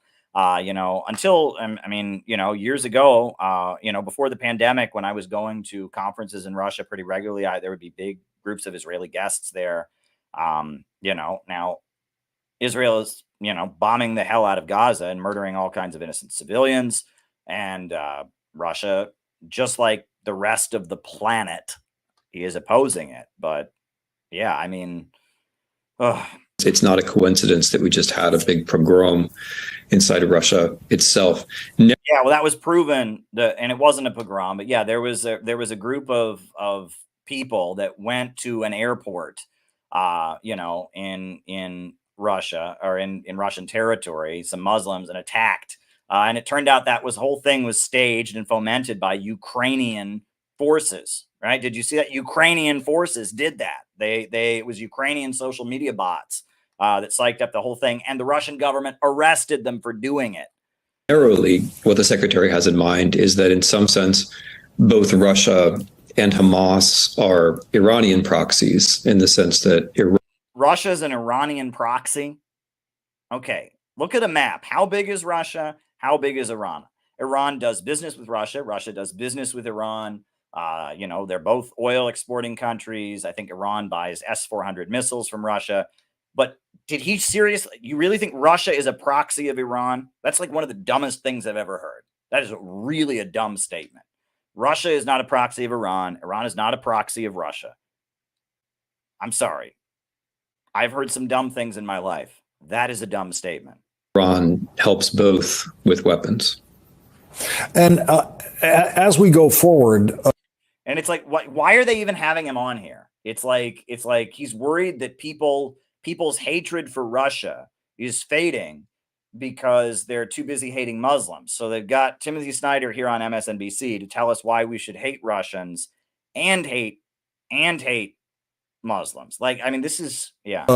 Ukraine now it has to, like, listen to the anchor. He doesn't even know what to ask him. The entire premise of this segment, it's like, what the hell is this guy doing on here? Like, there's no premise to talk about. This is like desperate propaganda. They did a poll and show that people are hating Russia a lot less now because the stuff in the Middle East has escalated. So they got to bring Timothy Snyder on to get people to hate Russia more. And they're like, they scrambled together to put together a segment. This is bad.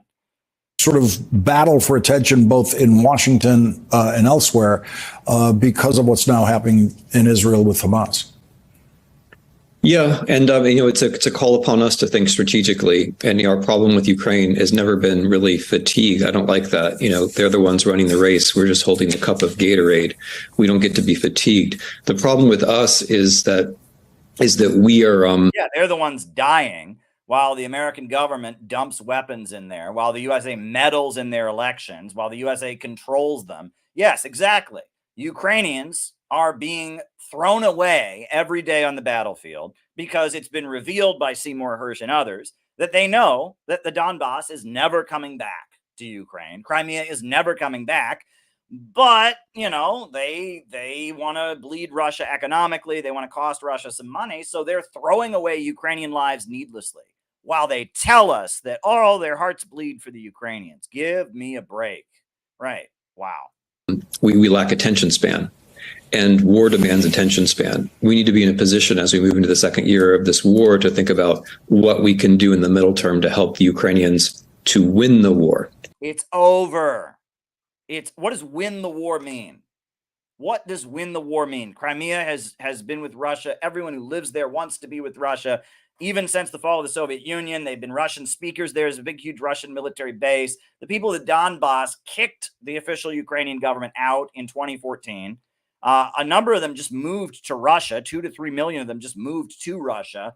They've been bombed relentlessly for 8 years, and they asked Russia to protect them, and Russia finally moved in. So what does this mean? What does win mean? Everybody knows that basically behind the scenes in the Pentagon, behind the scenes in the Biden administration, it's over. Donbass is part of Russia now.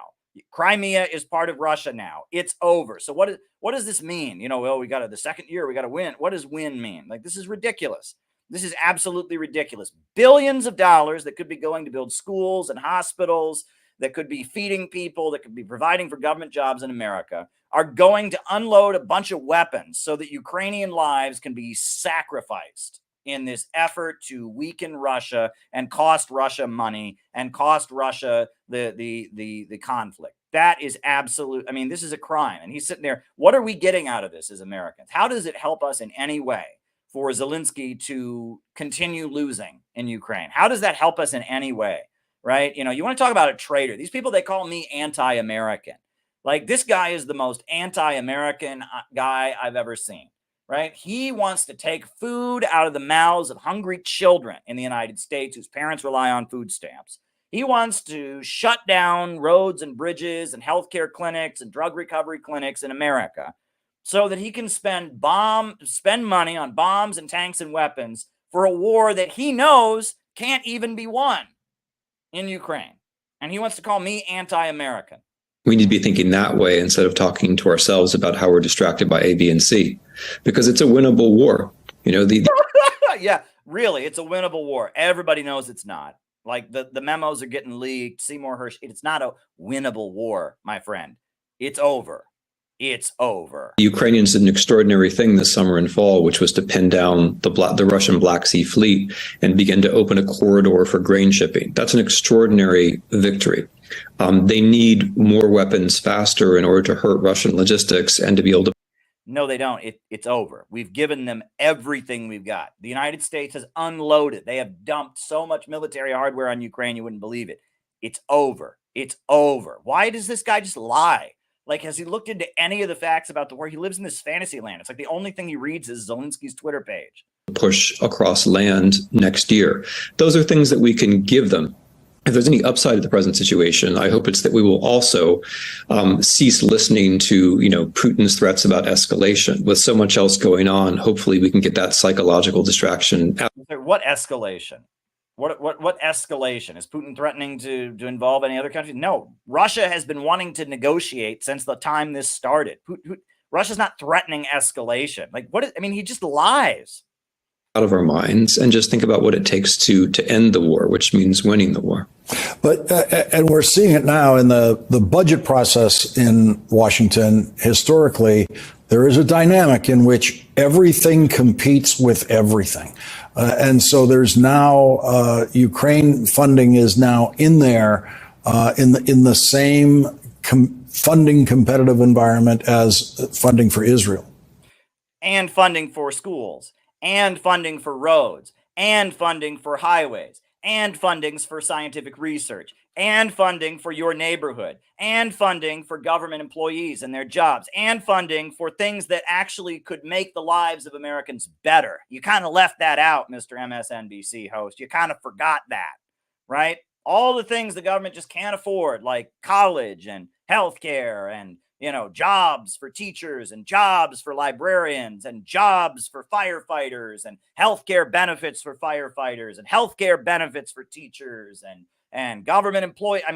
Wow. But it's like we got two choices, Israel or Ukraine. How about America? How about that? How about instead of Israel, how about not Israel, not Ukraine, America? Does that ever even occur to this guy on MSNBC? America. How about America? And you call me unpatriotic. You call me un-American. How about American? Not Israel, not Ukraine, America, right? They're taking money away from America to pay for proxy wars for Wall Street and the oil banking monopolies. I think the president did what he had to do in the circumstances. We should keep in mind that President Biden has been dealt a very difficult hand here with these two wars. And I think his notion that so difficult to not escalate the situation in Ukraine. So difficult to not give Israel a green light to commit genocide, to not keep blocking resolutions at the UN that would stop them from bombing the hell and murdering Palestinians. Wow. Tries to get political support by bringing them two together is probably the wisest thing. Say a tear for Biden. It's just so hard to be Biden, right? So hard to be Biden. That could have been done.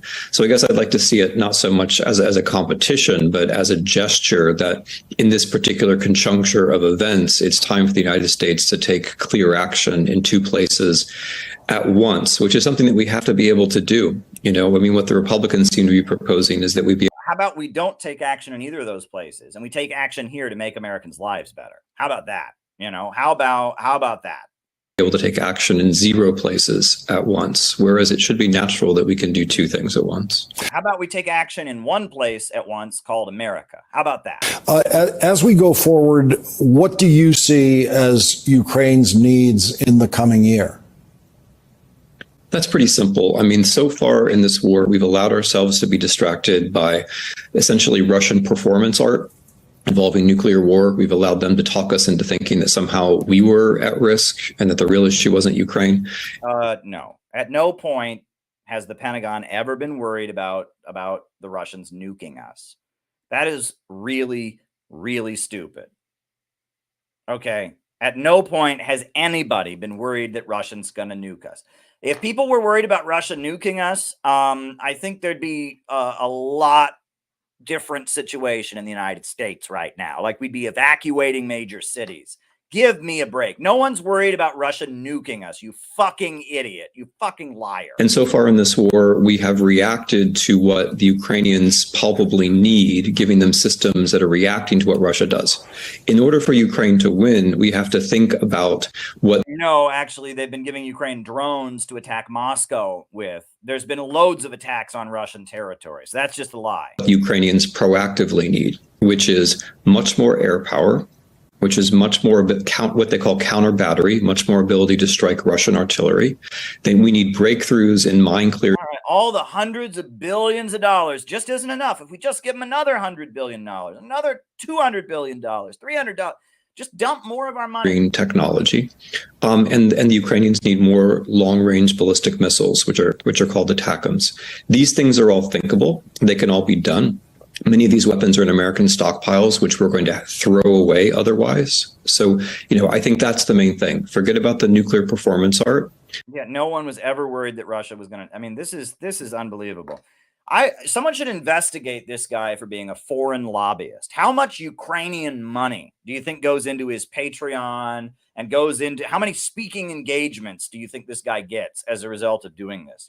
Ukraine is handsomely, so all that billions of dollars that's getting pumped into Ukraine, right? A lot of it we now find out is being pocketed by Zelensky's inner circle. But how much do you think they pay this guy for speaking gigs, for book deals? How much of a kickback is this guy getting? This guy should be investigated as a foreign agent of the Ukrainian government.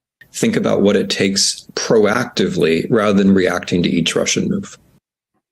What you just Okay, so Raymond Latta, who's the economist of the RCP, the Maoist group, he's going to debunk or respond to this. I'm curious how well he will do because he thinks that Russia is imperialist. He takes a plague on both your houses position on Ukraine. So we'll see. We'll just have to see.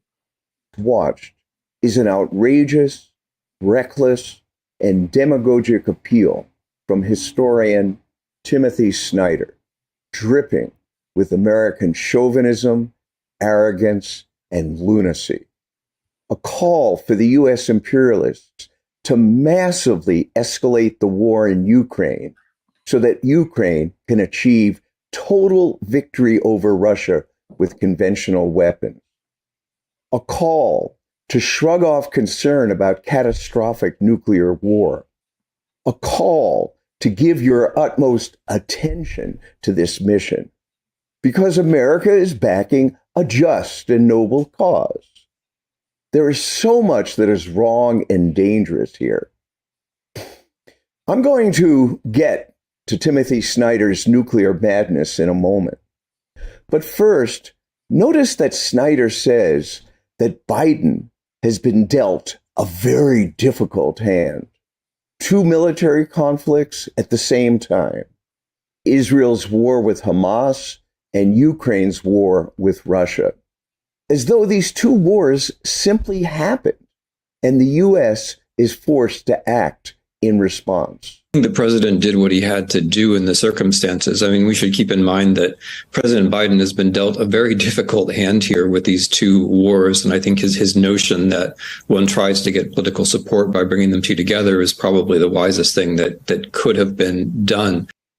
This is a big lie. And Snyder is starting the movie in the middle. So we have to rewind the reel. I am not going to address Israel's genocidal slaughter in Gaza, other than to point out that historian Snyder skips over the defining fact of Israel's foundation in the ethnic cleansing of Palestine in 1948. Israel's special role as a watchdog and attack dog for U.S. imperial interests in the Middle East, and Zionism's apartheid rule, fully backed by the U.S. Snyder's focus is the war in Ukraine. Russia invaded Ukraine in February 2022. This was, it is, a brutal and unjust invasion. False. Wrong. This war started in 2014 when the Ukrainian government was overthrown and then started bombing the hell out of the people in Donetsk and Lugansk. Right? And then Russia held off for 8 years. And finally, after 8 years of these people fleeing, after 8 years of these people being bombed, after 16,000 civilians were killed, I'll show you a monument that was created to all of the civilians, all the children who died, the Alley of Angels. After 8 years of bombing and relentless terrorism on their border, the people of Donbass were begging for Russia to protect them. And finally, after all that time, After all that time, then Russia decided to hear their call and protect the people on their borders, the Russian-speaking peoples of those regions. After all that time, how much longer was Russia supposed to wait as these children were being slaughtered? How many more of these children were supposed to die? 16,000 civilians died. Russia took in 2 to 3 million refugees. So how many is enough, right? Should Russia have waited for 20,000 to be killed? Should Russia have waited for 50,000 to be killed? Should Russia have taken in 5 million refugees, 6 million refugees? So right there, when he repeats the CNN version of events, Raymond Lotta is wrong. I liked what he said before about how and they deleted the Wikipedia page. They deleted the Wikipedia page for this monument to the children who've been slaughtered by the Ukrainian government, the U.S. installed regime in Ukraine. They deleted its Wikipedia page. Unbelievable.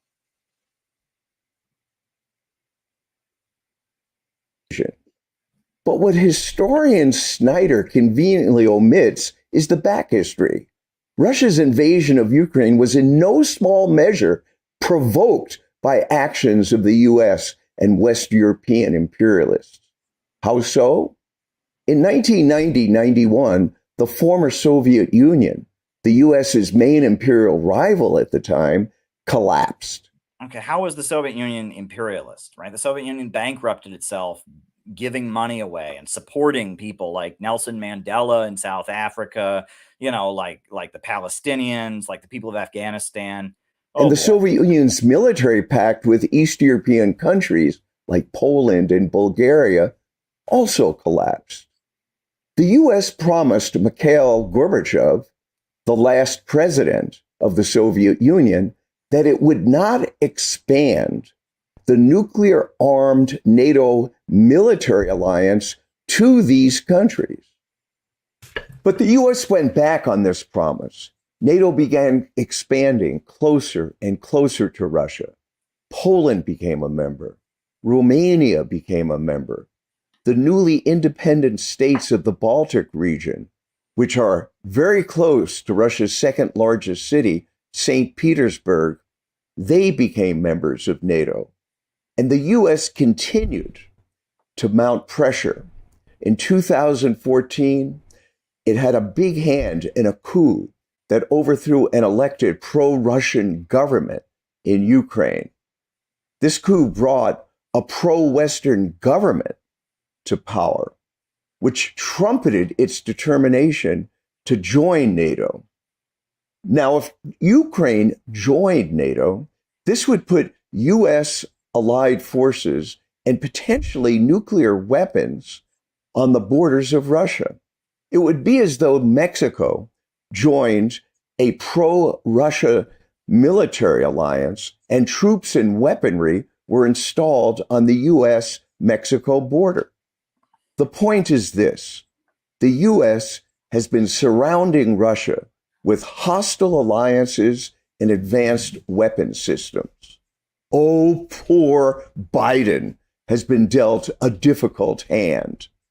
The reality is that the U.S. imperialists have in many respects forced Putin's hand. Timothy Snyder likes to describe the military conflict in Ukraine as one in which Russia, an aging tyranny, seeks to destroy Ukraine, a defiant democracy. Really?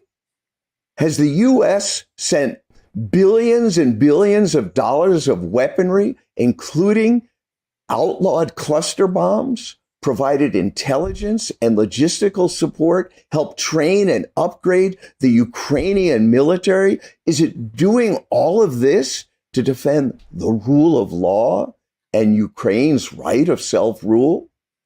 Is that what motivated America's genocidal war in Vietnam with its 3 million deaths? No. America's support for Ukraine is about advancing the interests of U.S. imperialism. Secretary of Defense Lloyd Austin put it very bluntly: our objective in Ukraine is to weaken Russia. Very good. Yeah, this is all very good. Raymond's doing a great job. I agree with everything he's saying here. Why did he have to denounce Russia, though? Why did he do that? Why did he have to denounce Russia? Like, I don't understand it. I mean, it doesn't get you any credibility. We want to see Russia weakened. The U.S. is using this war to prevent Russia from expanding its sphere of influence and control, to maintain and extend U.S. global dominance and strengthen the NATO military alliance, and to telegraph China that the U.S. will resort to military action to safeguard its imperial interests in East Asia. As for Russia, it has its imperialist agenda. What the hell is Russia's imperialist agenda? What is Russia's imperialist? Why is he saying this? Right? Is there anyone who's watching this who's like, oh, I don't know, I wasn't agreeing with him, but then he talked shit about Russia. So, I mean, it's like so sad. Don't do this. Don't do this. Russia's not imperialist in any way. Okay? Russia is a country that was looted after the fall of the Soviet Union, and it's rebuilt itself. It's not exploiting other countries. Russia is not imperialist in any conceivable way. Russia is not imperialist. Russia is a country that trades with other countries on the basis of win-win cooperation. It's working closely with China. It's working closely with Vietnam, Nicaragua, Cuba, Venezuela. Russia is not imperialist. To bring Ukraine back into its imperialist bloc. Oh, God. When Ukraine was part of the Soviet Union wasn't holding back development. Imperialism is an economic system. Lenin wrote a book called Imperialism, the Highest Stage of Capitalism. Imperialism is an economic system where countries in the developing world have their industries and their ability to raise their people up and their domestic economy suppressed. That's not what happened in Ukraine. The Soviet Union enabled Ukraine to have its own written language. There was no written Ukrainian language until Lenin and the Bolsheviks came along. There weren't any clear borders on Ukraine until Lenin and the Bolsheviks came along. Like Ukraine as a country was created by the Soviet Union. So the Soviet Union are not imperialists in Ukraine. I mean, the Soviet Union basically created Ukraine as a country. Ukraine was a region in the Russian Empire where people spoke a certain way, had a certain culture. And Lenin said, we're going to call them a nation. We're going to make sure they have a written language. We're going to teach that written language in the schools. We're going to draw the border here. And then we're going to give them this territory. And then we're going to give them this territory. And then after Stalin died, they included Crimea in it. Like, the Soviet Union made Ukraine. Imperialism is when you destroy countries and keep them poor. The Soviet Union built up Ukraine. During the time of the Soviet Union, Ukraine had the world's largest hydroelectrical power plant, the Dnieper Dam. Okay? Ugh. And to establish itself as a rival pole of power to U.S. imperialism in Europe, Central Asia, and the Middle East. In Europe, really, right? You know, the French imperialists are going to get invaded by the Russians. I mean, this is ridiculous. Why? I mean, why? What is the point here? Like, I mean, just take this out. Talk about who. Anyway, I got a lot to say about this. The U.S. is waging a proxy war, an indirect war with Russia.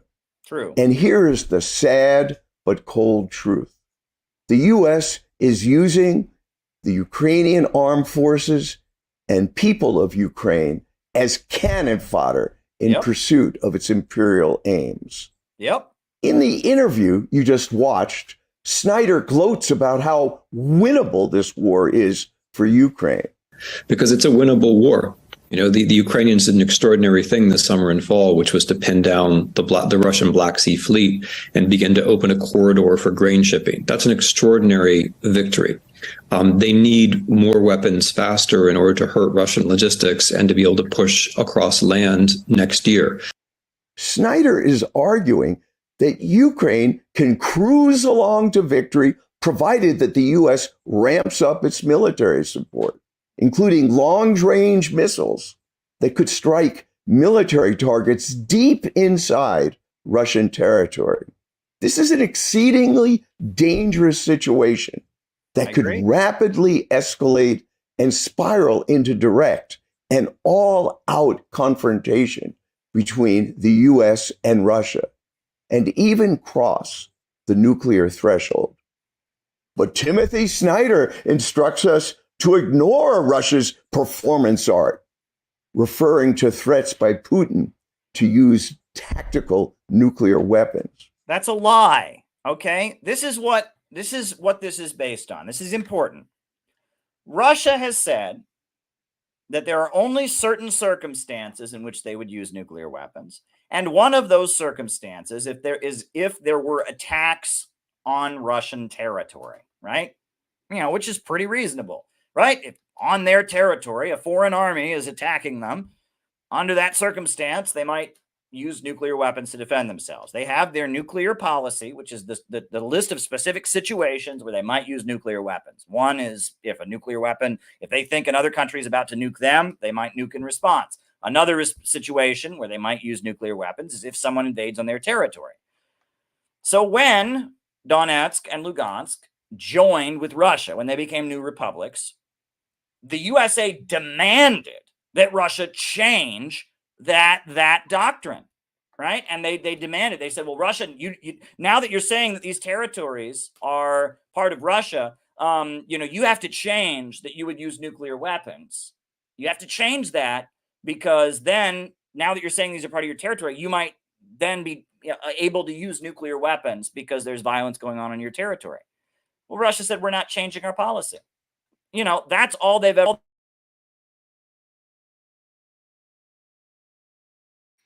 Their position, which is that if there's an attack on Russian territory, if there's an invasion of Russian territory, they have the right to use nuclear weapons under such circumstances, hasn't changed. That's all that they have ever said. Okay, they've never said they're going to nuke the United States. They never said they're going to nuke Ukraine. They never said anything like that. All they said was that our policy has always been that if there's an attack on our territory, we have the right to use nuclear weapons. That's all that they said. Okay? And it was France and it was Western countries that started bringing up this issue, that started suggesting that Ukraine get its own nuclear weapons, right? Keep that in mind. And Russia said, look, if there's an attack on our territory, we have the right to use nuclear weapons. Well, right now there is violence going on Russian territory. In parts of Russia, parts of, the sections, the Donetsk, Lugansk, the parts that have joined with Russia, the regions that the new republics, there is violence going on. But Russia's not nuking anybody. But they're saying that technically our position that if we get invaded, we have the right to use nukes. We're not backing away from that. And good for them. Why should they back away from that? They have not threatened to nuke anybody. Russia's not threatening to nuke the world. It's not happening, okay? It's not happening. Anyone who tries to tell you Russia's threatening to nuke us, that's a lie. I look forward. Scott Ritter is going to be speaking at our conference a week from today, and he's a nuclear weapons inspector, nuclear expert. Yeah, sounds like the non-aggression principle, but there you go. As we go forward, what do you see as Ukraine's needs in the coming year? That's pretty simple. I mean, so far in this war, we've allowed ourselves to be distracted by essentially Russian performance art involving nuclear war. We've allowed. No, you've been distracted by the United States demanding that Russia change their nuclear policy and them not doing it. Them to talk us into thinking that somehow we were at risk. How telling that Snyder, propagandist for the American empire, conveniently deletes that the U.S. is the only country to have dropped atomic bombs on Hiroshima and Nagasaki. Good point. Great point. Excellent point. In 1945. And that the U.S. refuses to this very day and minute to renounce the first use of nuclear weapons. Very good point. I agree. Oh, why did it just do that? Sorry. Goodness gracious. I was trying to push play and I ended up pushing the wrong button there. Oh, goodness. Where was I? Where were we? Oh, goodness gracious. Oh my goodness. Now I have to find our place. Where were we? Oh, there we go.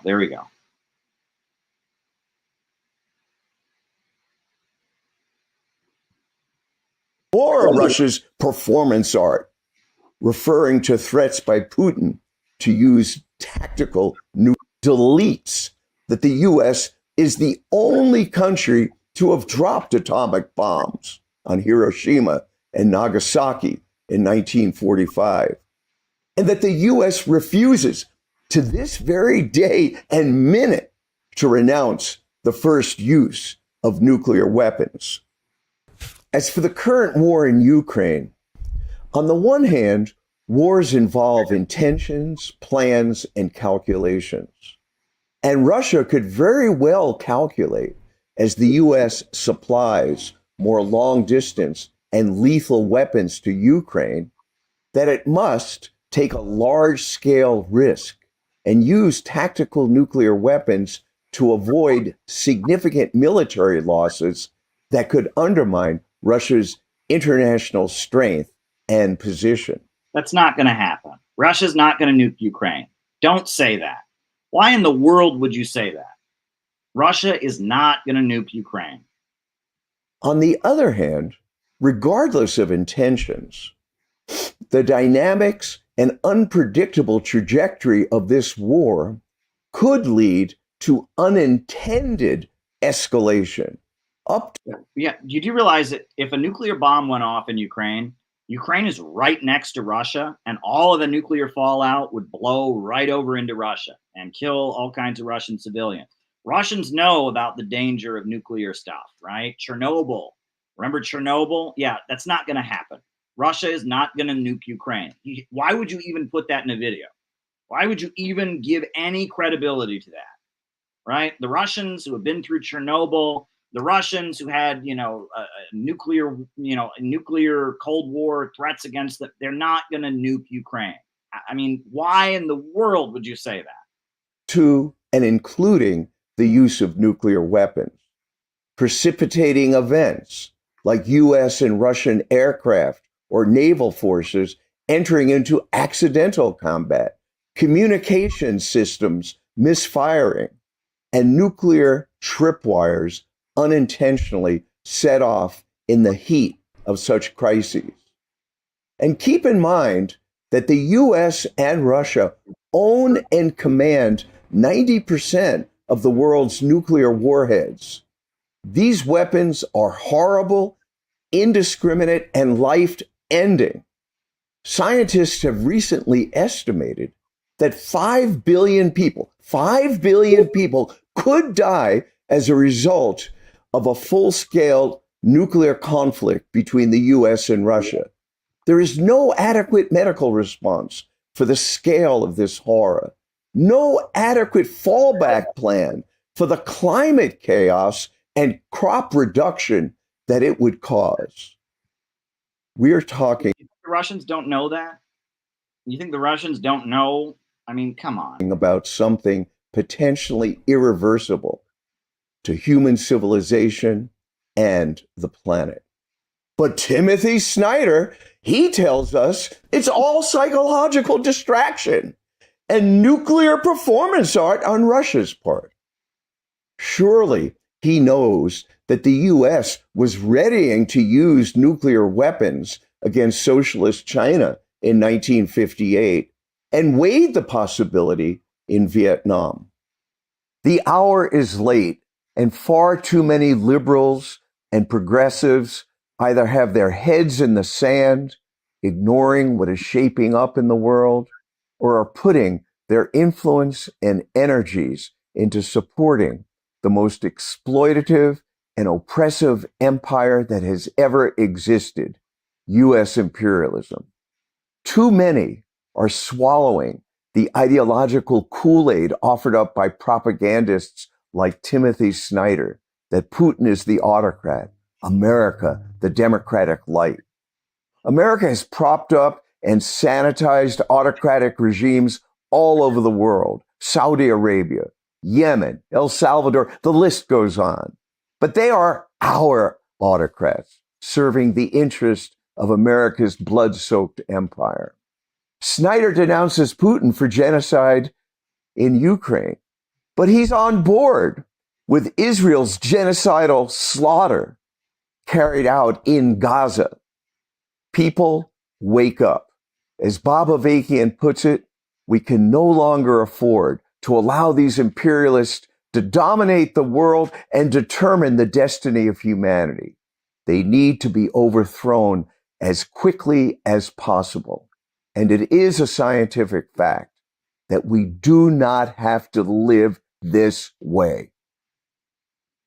All righty. Well, there you go. I thought I hadn't seen that before. But hey, it's good to engage. You want to see my overall critique of the Revolutionary Communist Party and their line, read my letter to Bob Avakian. The book is available.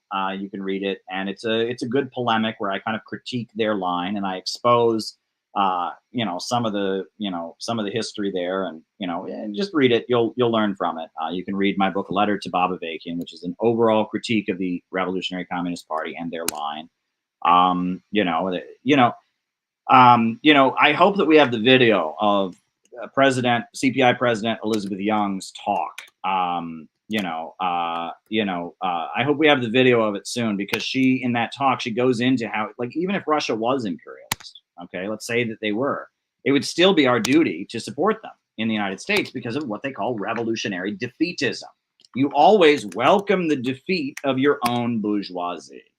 Always. You always welcome the defeat of your own bourgeoisie. So even if Russia were imperialist, you still shouldn't be repeating stupid shit like they're threatening to nuke the world. You shouldn't be repeating that. You still, should be supporting them and opposing, and not having a plague on both your houses. You should want them to lose in Ukraine. Russia's not imperialist, but even if they were, you should still, take that position. So, there you go. It must be said. So yeah, if you want to read my book, Letter to Bob Avakian, where I critique their line, and I go over the history of the RCP. I also go over their strengths too, because there's a lot we can learn from the RCP. They were a very successful group in the 1970s. They did have a real big base among the population, and they were trying to do the right thing. They were trying to get out of the movement to the masses. So if you want to read my book, you can get a copy of it on Amazon. That's the link. All right, folks. Well, we've got 2 super chats here to answer, and we've got a Rockfin tip. I don't see any Rumble rants. But before we do that, I am going to remind you about what's happening a week from today. Tuesday night, basically. I mean, early in the morning on Wednesday, I'm getting on a plane. And I am headed to Portland. And I'm going to be there until December 12th. Taking some time off work, and we are going to have our conference. December 2nd in Portland. We are having an amazing conference. Scott Ritter will be there and will be speaking. I mean, look at all the speakers we got there. Peter Coffin and Craig Pasta-Jardula, who you just saw in the video, the debate there, and so many people. It is going to be amazing. We need you there. I mean, it's just that simple. We need you there. So if you're coming, register for the conference. The links are down below, but I'm going to drop them in the chat also. Please go ahead and register if you are coming. We need you to register. We need you to register for the conference. Hold on. It's not pasting my link, but we need you to register. So far, we have 111 people are registered, but the room holds 250. So please register. Please register for the conference and be there. We're trying to figure out a lot of things. Ranjeet Brar is coming into town. Sayed Hosseini is coming into town. Scott Ritter is coming into town. Garland Nixon is going to be speaking. David Rovics, the great musician, is going to be performing. It's going to be an epic conference. So go ahead and register if you're coming. On top of that, I've been saying it, but every day I hear about another expense related to the conference. Right now I'm dealing with the fact that there were 2 guys in California who were going to drive. They were going to drive in, but now their driver guy says he's not coming. So now they're figuring out how to get bus tickets. And every day, doing a conference like this is not cheap. It is not cheap. We are going to be announcing the venue on Monday. But if you can support the conference in any way, we've raised a lot of money to do the conference, but in order to do it smoothly, in order to get get food for everybody, get things catered, in order to get people there who need to be there, because there are a number of people who need to be there who don't have the resources to get there and help run the conference. In order to get people who are there, who need to be there, in order to get a second camera guy to help do the filming for Peter Coffin's documentary he's making, send us some support. We could use some support. If everybody watching right now could send us $5, not much, right? $5 is nothing. A lot of you got a $5 bill in your pocket. Go to Give, Send, Go right now and drop that $5 bill, right? Just $5. You got a $5 bill in your pocket. Say, okay, I will consider it spent, and send us $5. You send us $5 more, right? If a lot of people do that, right, your $5 can go a really, really long way. We've raised quite a bit already, but we're still trying to squeak through. So anything you could do, you can send it to us that way. That's one way you could support the conference. That's one way you can do it. And if you want to do it more anonymously, a lot of people don't like Give, Send, Go, right? A lot of people just don't like it. If you can support us, there's another way. You can just give on the CPI website, cpiusa.org. You hit the donate button and it'll take you to Stripe, right? The Stripe account. You can give it to us on Stripe. That's another way that you can give, right? Support the conference on Stripe. Either way, the money goes to the same place, goes to our president, Elizabeth Young. We're down to the wire here. The conference is happening. The conference is absolutely happening. No question about that. The question is, how comfortably will it happen? How many of the people are we going to get out of town? How soon are we going to get people reimbursed for expenses? And boy, I do not envy Elizabeth Young. She just got back from Athens, Greece, where she gave an amazing talk, and she's still recovering from her travel, and now she's got to jump into this. So make Elizabeth's life less stressful. Send a contribution on Give, Send, Go or on the Stripe. Either way works. The links are down below. They're also now in the chat. Just send us a contribution. It would really, really help. Jamie says, I forgot to donate. We'll do that. Thank you, Jamie. It's fine. Anytime. Please send us a contribution. Send us $5, right? That's my challenge. If everyone watching right now could send us $5, right?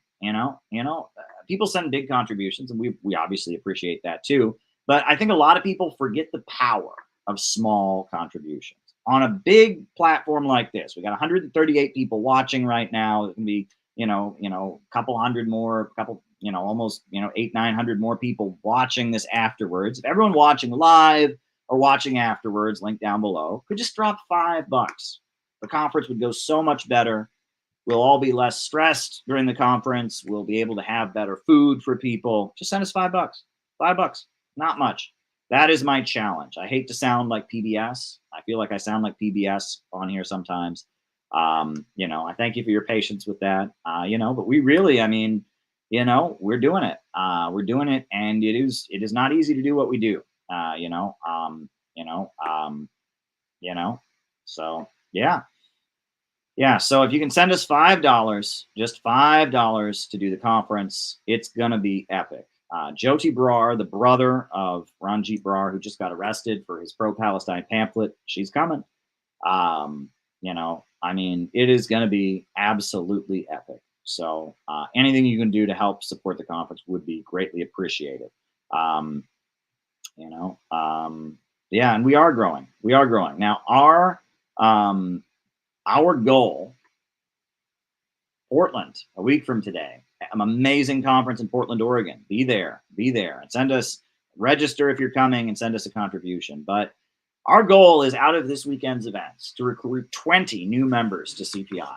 And I think we can do that because there are so many new people that have signed up for the conference already. There's so much great outreach that's planned. I think we can easily recruit 20 new members to our organization as a result of our activities this week. I think we can.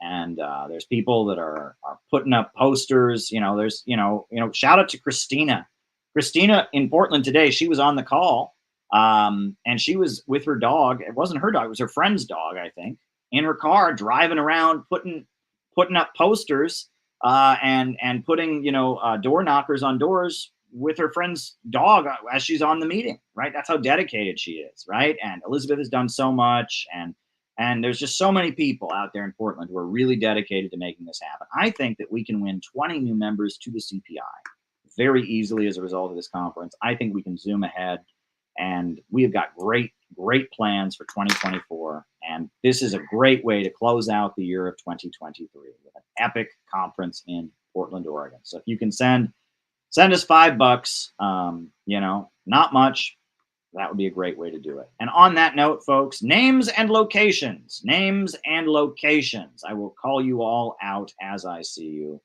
Names and locations, names and locations. Who is with us tonight? Names and locations. And then I'll answer people's super chat questions. Names and locations, names and locations. Who is with us tonight? Who is with us tonight? Names and locations, names and locations. Micah in Las Vegas. Riverside County, California. Rice from Adelaide, Australia. Rupert Fellows in England. Micah in Las Vegas. Very good. Very, very good. Names and locations. Names and locations. Anyone on the Rumble? Anyone on the Rockfin? Names and locations. Names and locations. Who is with us tonight? Nate from Chicago. Shout out to you, Nate. Great friend of ours. Carolyn and Dario from Brooklyn. It's been a while since we've chatted. Good friends. Alex Neo from Florida. Jamie in St. Paul. Brendan in his bedroom. Oh, Brendan in my bedroom. In your bedroom, not my bedroom. We got Patrick in Maine, Moonlight Beach, California, Edward Allen in Kentucky, Zier in Denmark, Colin in Greensboro, Patch in Arizona, Anthony in Detroit, Gabby in Chicago. Names and locations, names and locations, names and locations. Who is with us tonight? Names and locations. Neil Fraser in Hong Kong. Welcome, Neil. Welcome, welcome, welcome. Names and locations, names and locations. Who is with us tonight? Anthony in Detroit, Gabby in Chicago, Zaire in Denmark, Patch in Arizona, Adam Wayne in Las Vegas, Mark Jones in Utica, New York. Names and locations, names and locations. Who is with us tonight? Adam Wayne in Las Vegas.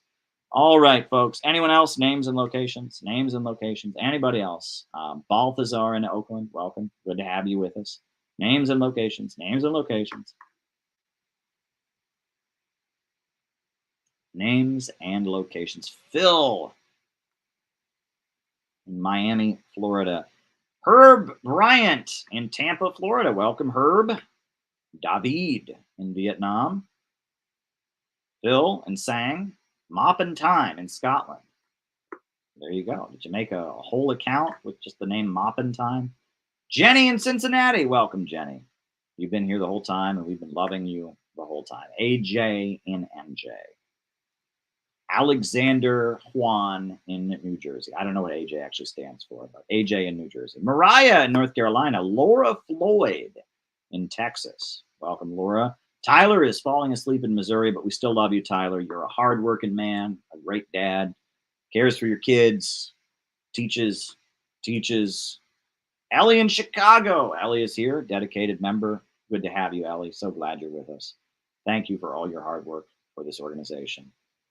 So much love, everybody. All right. So the first, I'm going to answer the Rockfin tip that came in from Hempcar. Hempcar said, what did he say? He said, remember when they said communism offers no choice? Now we have monopolies. All we have is Amazon or Walmart. Also, Taino had 1,000 years of peace before Columbus destroyed the world. Natives beat swords into plowshares with hallowing of tomahawks as peace pipes. Before colonialism, all you had to do was hunt and farm with rednecks like to do for fun. Wish they'd realized their ancestors are wrong. Well, the first part of what you said, I agree with. Right? The first part of what you said about how capitalism leads to centralization, to monopoly. That is an absolute aspect of capitalism. That's called the general law of capitalist accumulation. And the government has to constantly break apart monopolies. They call them natural monopolies that are formed under capitalism. And the antitrust laws that Theodore Roosevelt passed and others were largely done to save capitalism from that natural tendency. The fact that wealth naturally centralizes into fewer and fewer hands. There's all kinds of laws. Like, for example, if you own movie theaters, you can't own a Hollywood studio. That's a federal law because the owner of AMC Theaters for a long time was a Chinese investor. And then he wanted to buy one of the big 7 studios in Hollywood. Well, the regulators came in and they said, nope, you can't do that. Why? Well, because if you owned a studio that made movies, and if you owned a movie theater, you would only show movies from your studio. Why would you help the competition? And that would lead to a monopoly. So movie theaters and movie studios can't be owned by the same people. It is a crime to own a movie studio and own a movie theater at the same time. You would never know this, but there's all kinds of laws like that that are designed to prevent the creation of what they call natural monopolies, antitrust laws, etc. So the first part of what you said, I agree with. The second part of what you said, I don't agree with, right? I mean, obviously, the crimes of Spanish colonialism, what they did to the indigenous people, far outstripped anything that had been done in the Americas before, right? The genocide that Hernando Cortez rained down on the people of Mexico, the indigenous people, the genocide that was rained down on the people, the Incas, the people of Peru by Francisco Pizarro and others, was nothing like what had happened there before. However, the Aztecs, the Aztecas, they were basically the ancient Rome. It was the Roman Empire in Mexico. It had slavery. Instead of having a Colosseum, the Romans, they had slavery, and then they had, they had this Colosseum where everyone would gather and watch people being killed and tortured to death. The Aztecas, they didn't have a big Colosseum. They had a giant pyramid. And at the top, they would do every day, they would do a human sacrifice. They'd cut out someone's heart every day. The Aztecs were a slave empire. And this shows, by the way, that it's not about race, right? It's not, out of hunter-gatherer civilization, which is what most of the Americas were at the time that the colonizers came. However, there were a few places like Peru and like Mexico where you'd seen the very beginnings of a slave empire, kind of like Mesopotamia, kind of like Egypt, kind of like Rome or Greece. The Aztecs and the Incas, they had a slave empire, right? And that was the next stage. After hunter-gatherer civilization, you have slavery. Slavery is the next stage. The Aztecs had a slave empire, and actually part of the way Hernando Cortez and the Spanish were able to colonize Mexico was that all of the indigenous people in Mexico that weren't Aztecs hated the Aztecs. And the Aztecs were the biggest force. They had the huge army. Mexico City, right, which is now, it's the capital of Mexico, is on top of what used to be the capital of the Aztec Empire. It was called Tenochtitlan, right? Tenochtitlan was the capital of the Aztec Empire. And, the way Hernando Cortez was able to defeat the indigenous people very quickly, I mean, he would have done it eventually because he had guns and they had bows and arrows, but the main way he was able to do it so quickly was because so many of the indigenous people hated the Aztecs. So when the Spanish showed up and they said, we want to fight the Aztecs, there were many, many indigenous groups that also hated the Aztecs and joined with the Spanish. And so, it's not accurate to say that there was just thousands of years of peace in the Americas. Now, the islands of the Caribbean where Columbus landed, that was the case, right? Those were hunter-gatherer civilization. But on the Mexican mainland, in Mexico, you had the Aztecs, and the Aztecs were the Roman Empire. They were nothing compared to the Spanish Empire, right? The level of brutality and horror. I mean, let's not gloss over what the Spanish colonizers and later the British colonizers and the Dutch colonizers, the French colonizers did in the Americas, okay? No one is by any means trying to say that what the white Europeans did was anywhere near, it was not as bad as, because that's not the case. And for example, Mel Gibson, he made an awful movie. I can't remember the name of it. Do you remember the name of it? It was demonizing the Aztecs. And then it ends with the Spanish ships coming as like they're the saviors. Disgusting. Absolutely disgusting. Absolutely disgusting. You know, and I mean, and Mel Gibson is a trad Catholic, right? And so he believes the Spanish colonialism was good because it brought Christianity. Apocalypto, that's the name of the movie. Disgusting, racist, because as bad as the Aztecs were, they had slavery, they had human sacrifices, they were nowhere near as bad as the Spanish colonizers. The Spanish just slaughtered all kinds of people, disease, torture, exported them to different places, worked them to death, forced conversions, public flogging. I mean, it was awful. So please do not misinterpret what I'm saying here. Do not misinterpret what I'm saying here. Okay? I am not a defender of Spanish colonialism and what it did to the indigenous people in any way. However, we can admit that just like the Europeans, after they had hunter-gatherer civilization, they had the Roman Empire, the Greek Empire in Mexico and in Peru, on a continent that was mostly hunter-gatherer civilization. You saw the beginning of an empire, right? That's all. Oh, that's a good question. You're on the list, Tyler. Good question. Good question. So, Gabby liked the movie. I haven't actually seen the movie, to be honest. I just know that it ended with the Spanish ships arriving like they were the saviors, and many indigenous people were outraged by that movie, protested against it, felt that was a really, really offensive way to end the movie, and that the movie was about the crimes, how brutal the Aztec Empire was, which it was, and it was kind of making the case that colonialism was a good thing, right? That's why at the time that movie came out, many people were angry about it. But maybe I'm wrong. I haven't actually seen the movie. Am I wrong? Why did you like the movie, Gabby? Tell us why you liked the movie. I'm open to hearing why you liked the movie. I'm open to hearing about it. You stimulated. That was a good question, Hempcar. You got people talking here. Some people, maybe I misinterpreted the movie.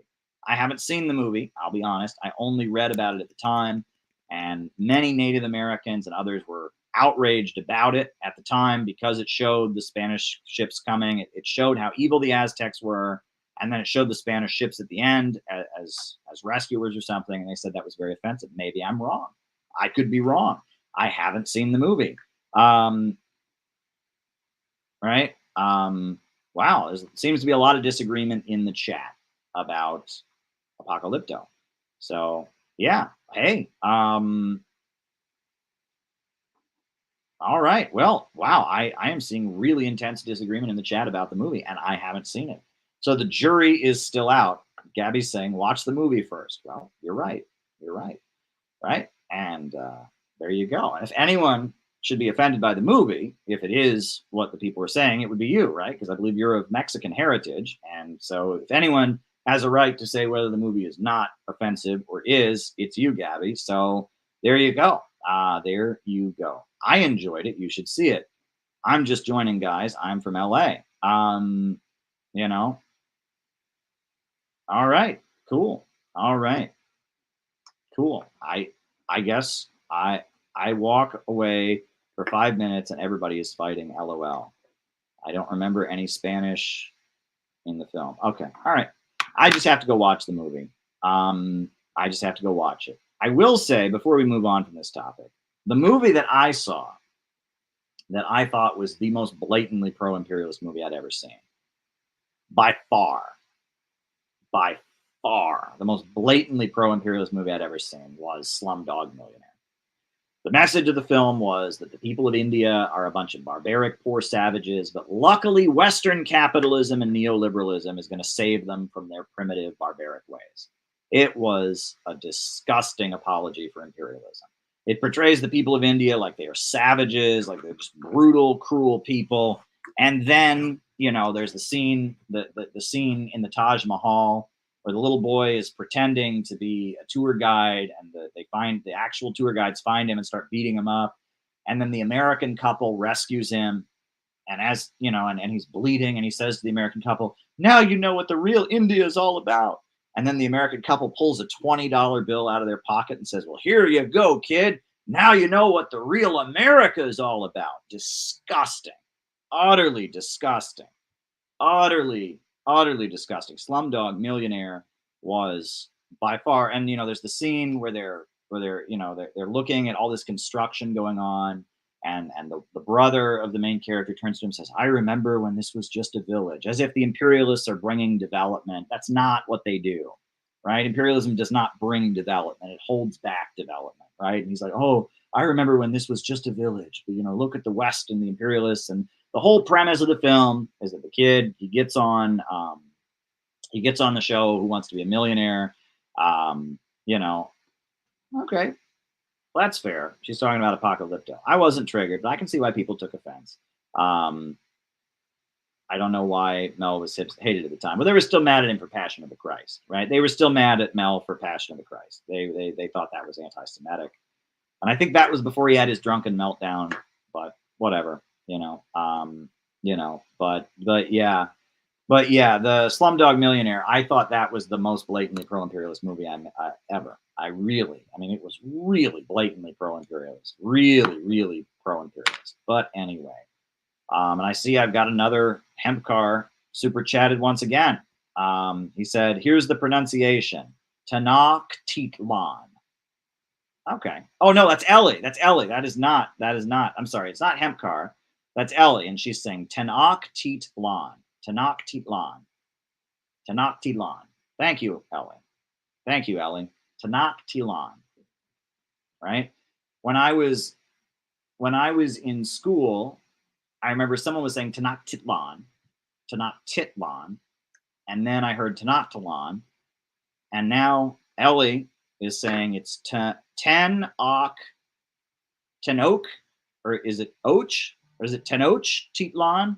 Is that what it is? Tenochtitlan? Like coach? It's Tenochtitlan. Oh boy. Oh boy. Maybe you don't have to do a super chat. You can just clarify. Is it Tenochtitlan or Tenot? Anyway, if you want to clarify, Ellie, you don't have to do a super chat, but there you go.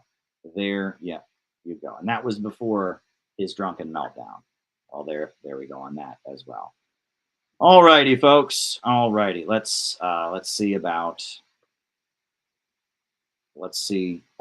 all right. Adam Wayne. Have you seen things going viral about the missing Malaysian plane? What do you think about that? I have not actually seen that, but you know, you did send a super chat, so maybe I should do a Google search. And all right, I'm getting on Twitter. I'm gonna type Malaysian plane, see what comes up. I have not seen any of this. I've been paying attention to my comrade Ranjeet getting arrested. I've been paying attention to the conference we're doing coming up, but yeah, I'm typing Malaysian plane into the Google search engine. We'll see what comes up here. All right, I'm sure if it's Malaysian Airlines MH37, apparently Lieutenant Colonel in Army of the USA was jailed for releasing military satellite footage of orbs circulating the plane.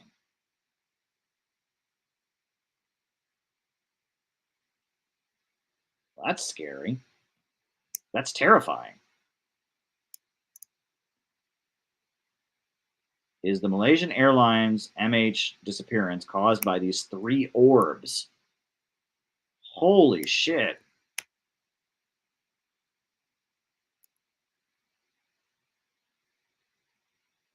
That's scary. Yeah, there's 3 orbs circling around it, and then they just go in on it. That's terrifying. I have no idea what that is. I don't know if it's real. I don't know if it's fake. I don't know what it is, but I'm looking at it right now on Twitter. And I'm not sure if I should show that on here because it's not confirmed whether it's real, whether it's a social media hoax or not. It looks scary. Let's find out if it's confirmed. He's saying it's fake. Let's see. Other people are saying it's fake. It looks scary, whatever it is. You had me at orbs. Okay. Oh yeah, Malaysian Airlines. I saw the Netflix special. All right. All right. Very good. Very, very good. I'm looking to see if RT has published anything on this. All right. I trust RT. I don't trust Western media. All right. So let's see if RT has published anything on this. Not seeing anything as of yet. All right. Well, I can't comment on that, but let's see. I'm sure we'll find out what the story is. No, I will not show you my orbs, Tyler. Not on this YouTube stream. Would not be appropriate. Would not be appropriate. Wouldn't be prudent, as George W. Bush or George Herbert Walker Bush used to say. What did Stalin think of Mao? I don't know. I mean, there are a number of statements that Stalin gave honoring Mao Zedong, honoring the Chinese Communist Party. There are a number of statements that Mao gave honoring Stalin. However, you know, there were a couple instances where it looked like there were factions in the Chinese Communist Party that had Moscow's backing that were trying to displace Mao. That happened. You know, there was allegedly some documents claiming that Stalin feared that Mao would become another Chinese Tito, right? Tito betrayed Stalin, right? You know, Yugoslavia turned against the Soviet Union. You know, and supposedly there's some documents that reveal Mao, you know, had resentment against Stalin and Stalin was afraid of that. I don't know, you know, and at the end of the day, it really doesn't matter, right? The point is the Soviet Union and China were very close allies until long after Stalin's death. That's the point. You know, the official version of events is that, during the Mao years, the Chinese Communist Party said, well, the Soviet Union was good until the 20th Party Congress when Khrushchev gave his secret speech. But there's a big but there, and it's important. I do recommend that people read this essay, right? And I will link it here. I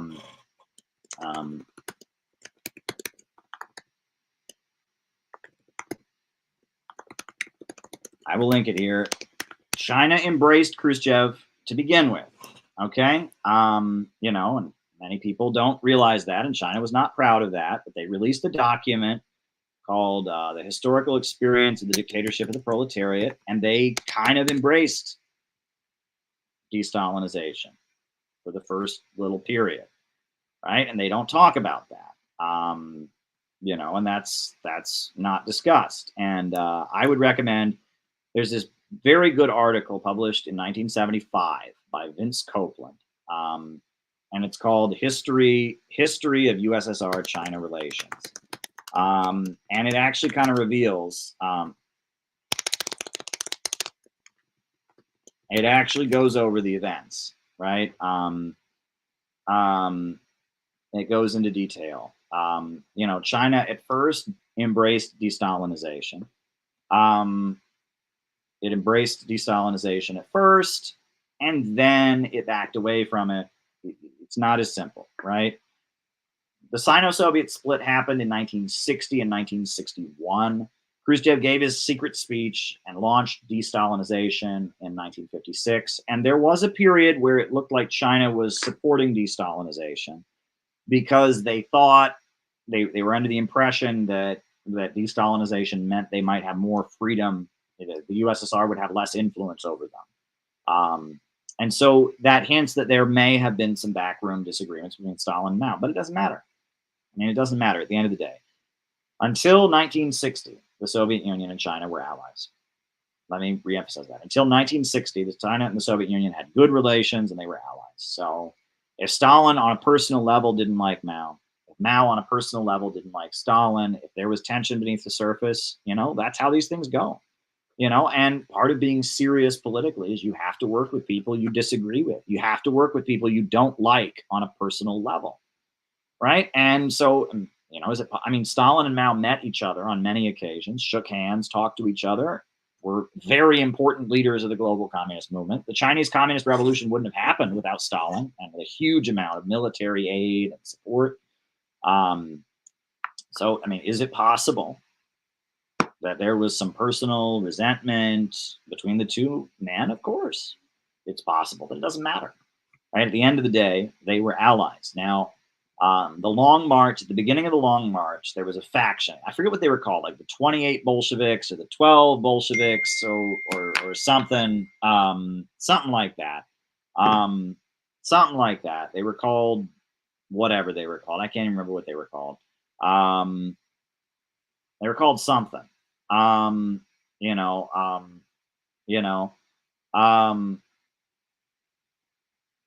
They were called something, and they apparently were favored by Moscow, and Mao they thought he was incompetent, was responsible for the defeat or something like that.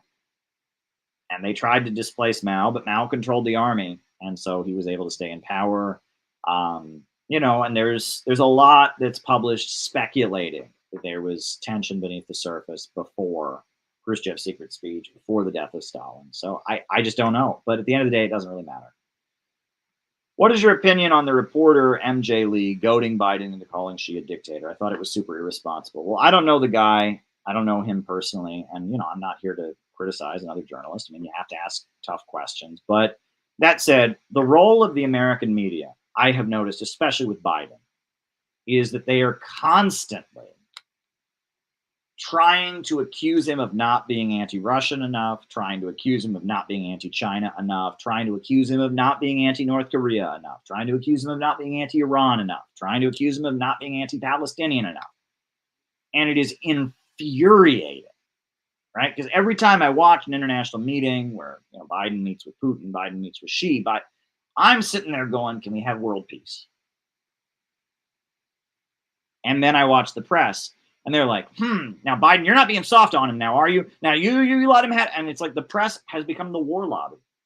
And they're just trying to bait him for not being pro-war enough so that they can condemn him for being soft on China, soft on Iran, soft on Venezuela, soft on Cuba, soft on, it's horrendous.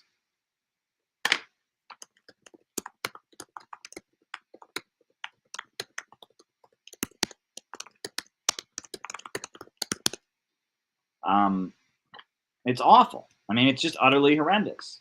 Utterly horrendous. Utterly horrendous.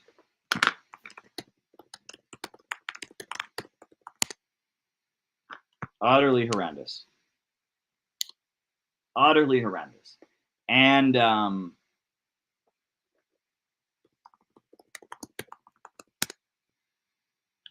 utterly horrendous. And that's the role the press plays, which is their job is to ask the questions that the American people want. The American people don't want war. The American people want us to get along with Russia. They want us to get along with China. They want us to get along with Venezuela. So the questions they should be asking him is, why are you not making peace? Not trying to gotcha him for being too soft on these countries. And watching the press play the role of the war lobby is infuriating. Not to get all settlers up in here, but do you feel anything is owed to the Native Americans in a socialist America? Well, our position is that every oppressed nation within U.S. borders has the right to separate from the United States. But they don't have to. We do not encourage or oppose their separation. If, for a long time, there was a movement among black people that they wanted to separate from the American government. They wanted to have a black Soviet republic in the South. If a lot of black people wanted that, we would support that. However, we don't go around advocating that because that sounds like segregation. And it sounds like we'd be saying that black people don't have the right to be equal citizens of America.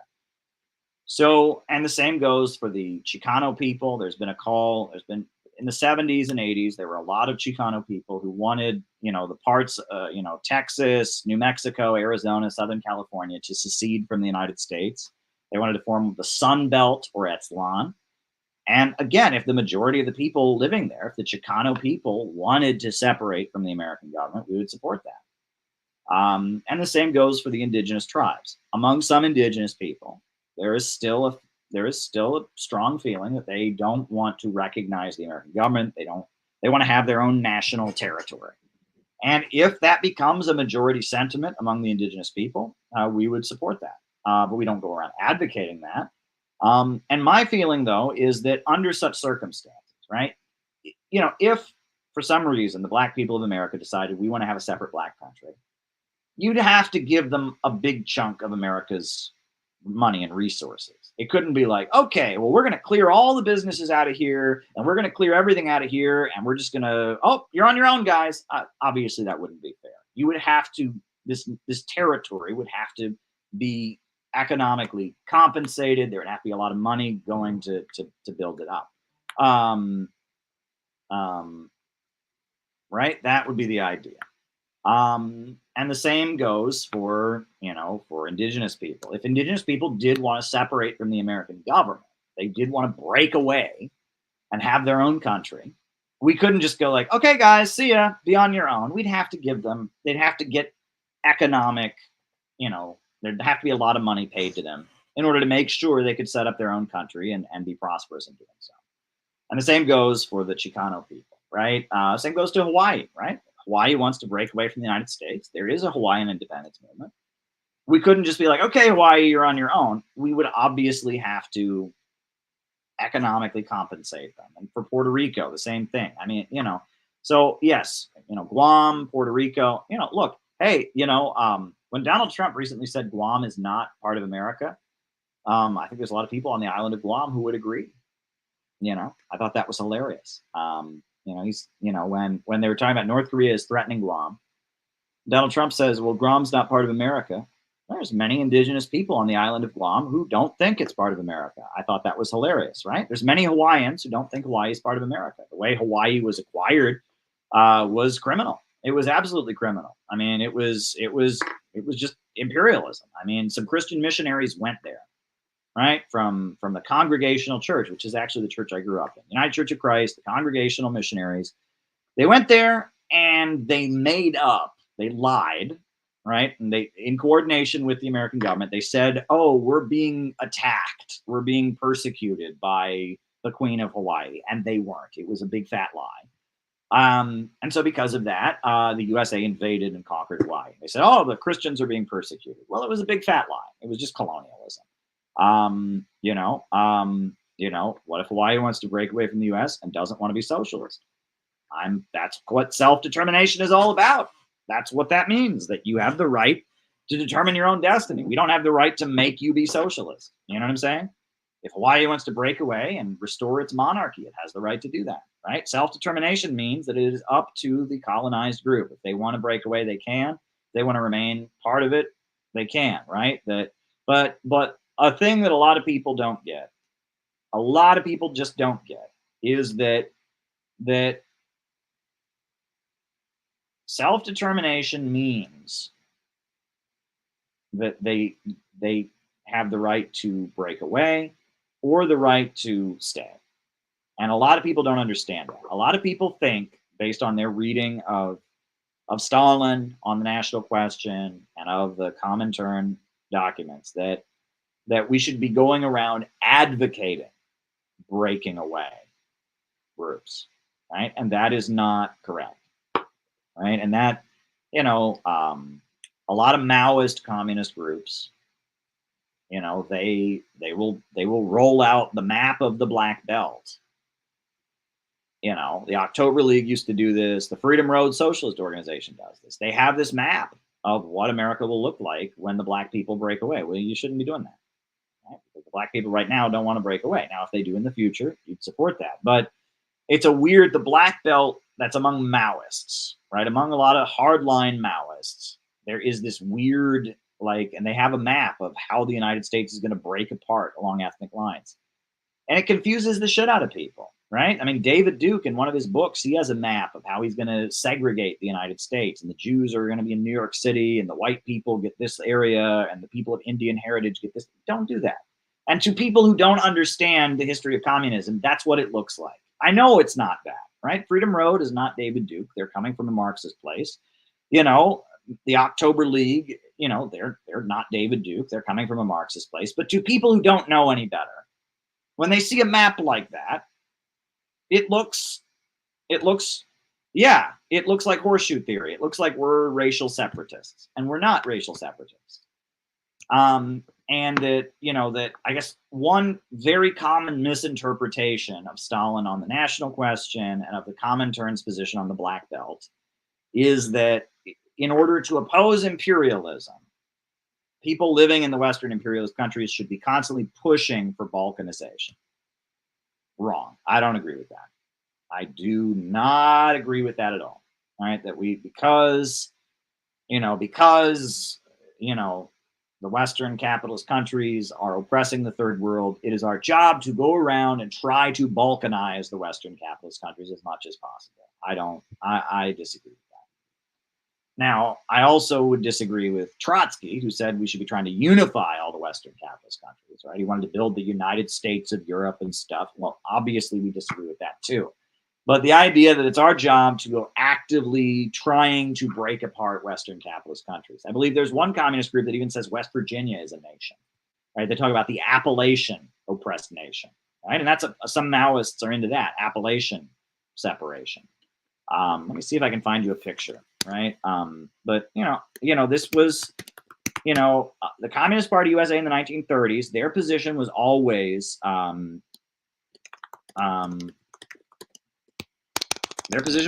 that black people had the right to separate if they wanted to, right? They had the right. It was self-determination for the black belt, which meant if they wanted to separate, they could. Okay, that was the position, right? And in the 70s and 80s, a lot of like Maoist communists, right? Like I'll show you that. I mean, this is silliness. I mean, I'll show you a picture. I'll just download it here and we'll put it on the screen, right? They go around with images like this, right? They go around with images like this, right? This was from a Maoist communist group in the 70s, right? Right? The Black Belt South, homeland of the Afro-American nation. That's very offensive. And how would your average black person feel if a white person showed up at their house and gave them a piece of literature with that on it? That would look like the Klan. That would look like white supremacism, right? Black people have been fighting for the right to vote, fighting for equal rights, equal representation in America, and you show up and you hand them something like this, you look like a racist. And that might not be what you mean. And to black nationalists, right, the Nation of Islam, they advocate something like this. The Black Panthers and the Republic of New Africa. There are various like black communists, black nationalists who would like that. But to an average black person, if you just showed up and said, hey, look at this, the Black Belt South, homeland of the Afro-American nation, that looks like segregation. That looks like, oh, we got the white areas, and then we're going to put you in this little black area. Enjoy yourself. I mean, you can't do that, right? You can't be doing that, right? And there's a position among some Maoists, I'm repeating myself, but there's a position among some Maoists that argue that because the USA is an imperialist country, we should be doing everything we can to push for balkanization. And I vehemently disagree with that. I'm at the point where I don't think we should advocate any balkanization, right? I do know that there are people around the world that are anti-imperialists that think balkanizing the United States might be a good thing. I disagree with them. I really do disagree with them. I'm not going to tell somebody from California that California doesn't have the right to break away. But California is not an oppressed nation. In fact, it's one of the most prosperous states of the USA, economically speaking. There's a lot of poor people there, but it has one of the biggest economies. So California breaking away from the United States, that wouldn't benefit America in any way. Wouldn't benefit America, wouldn't benefit the global working class, and the same ruling class would be there. They would just, so that wouldn't be a good thing, right? Vermont, right? Vermont has there's been a Vermont separatist movement. I don't support that, right? And the idea that we should be pushing balkanization as our anti-imperialist duty, wrong, right? It is our duty to support oppressed people, right? Oppressed people, oppressed nationalities have the right to determine whether they want to integrate or separate for themselves. That is one thing. But the idea that balkanization is a good thing for balkanization's sake, no. The idea that balkanization, advocating balkanization of the country is anti-imperialism, no, not buying it. And these are important conversations to have because there's a lot of nuance involved in all of this, right? You have some groups, right? And a lot of groups, that just completely reject black nationalism, say black nationalism is reactionary. I don't agree with that. I think Malcolm X was amazing. I think Minister Louis Farrakhan is amazing. And the fact that so many black nationalists are on the right side in Ukraine, the Uhuru movement and all of that, you can't just write them off, right? I support black nationalism, but I don't demand it. Right? Right? I support black nationalism, but I don't demand it. Right? You know, and if black people, some of the most heroic revolutionary anti-imperialists in America who do have deep roots in their communities are black nationalists. That's why the Uhuru movement is being targeted right now. They are black nationalist communists. They call themselves African internationalists. So I shouldn't call them black nationalists. I should call them what they call themselves, African internationalists. But they do believe that black people in America are a separate nationality from everyone else. That is their position, right? And they believe, though, that the black people of the entire world are one single nationality. I'm not convinced of that, but they don't want me to believe that. I'm a white dude. It's not for me to say either. But you know, they are being attacked because they have roots in the black community. They're building farmers markets. They're caring for people, and they are heroic anti-imperialists. The Nation of Islam, Minister Farrakhan, they have demonized him and lied about him and called him an anti-Semite and called it a cult and called it all kinds of stuff because he supports China. He supports Cuba. He supports Venezuela. He supports Iran. I actually met his inner circle, his staff, the top staff of the Nation of Islam. I met them in Iran at an anti-imperialist conference. So there you go. There you go. All right, folks. Well, listen, it's been fun. We did all over 3 hours tonight. I am gonna put on the closing music. Yeah, if you can send us a donation for Portland, that would be awesome. I'll be back. I'll be streaming, but I'm headed to Portland in a few days. You know, Tuesday I'm out of here. Tuesday night, I should say, or early Wednesday morning. I am out of here. But I might be able to stream a little bit from Portland. We'll see. We'll see. Gotta figure things out. All right, folks.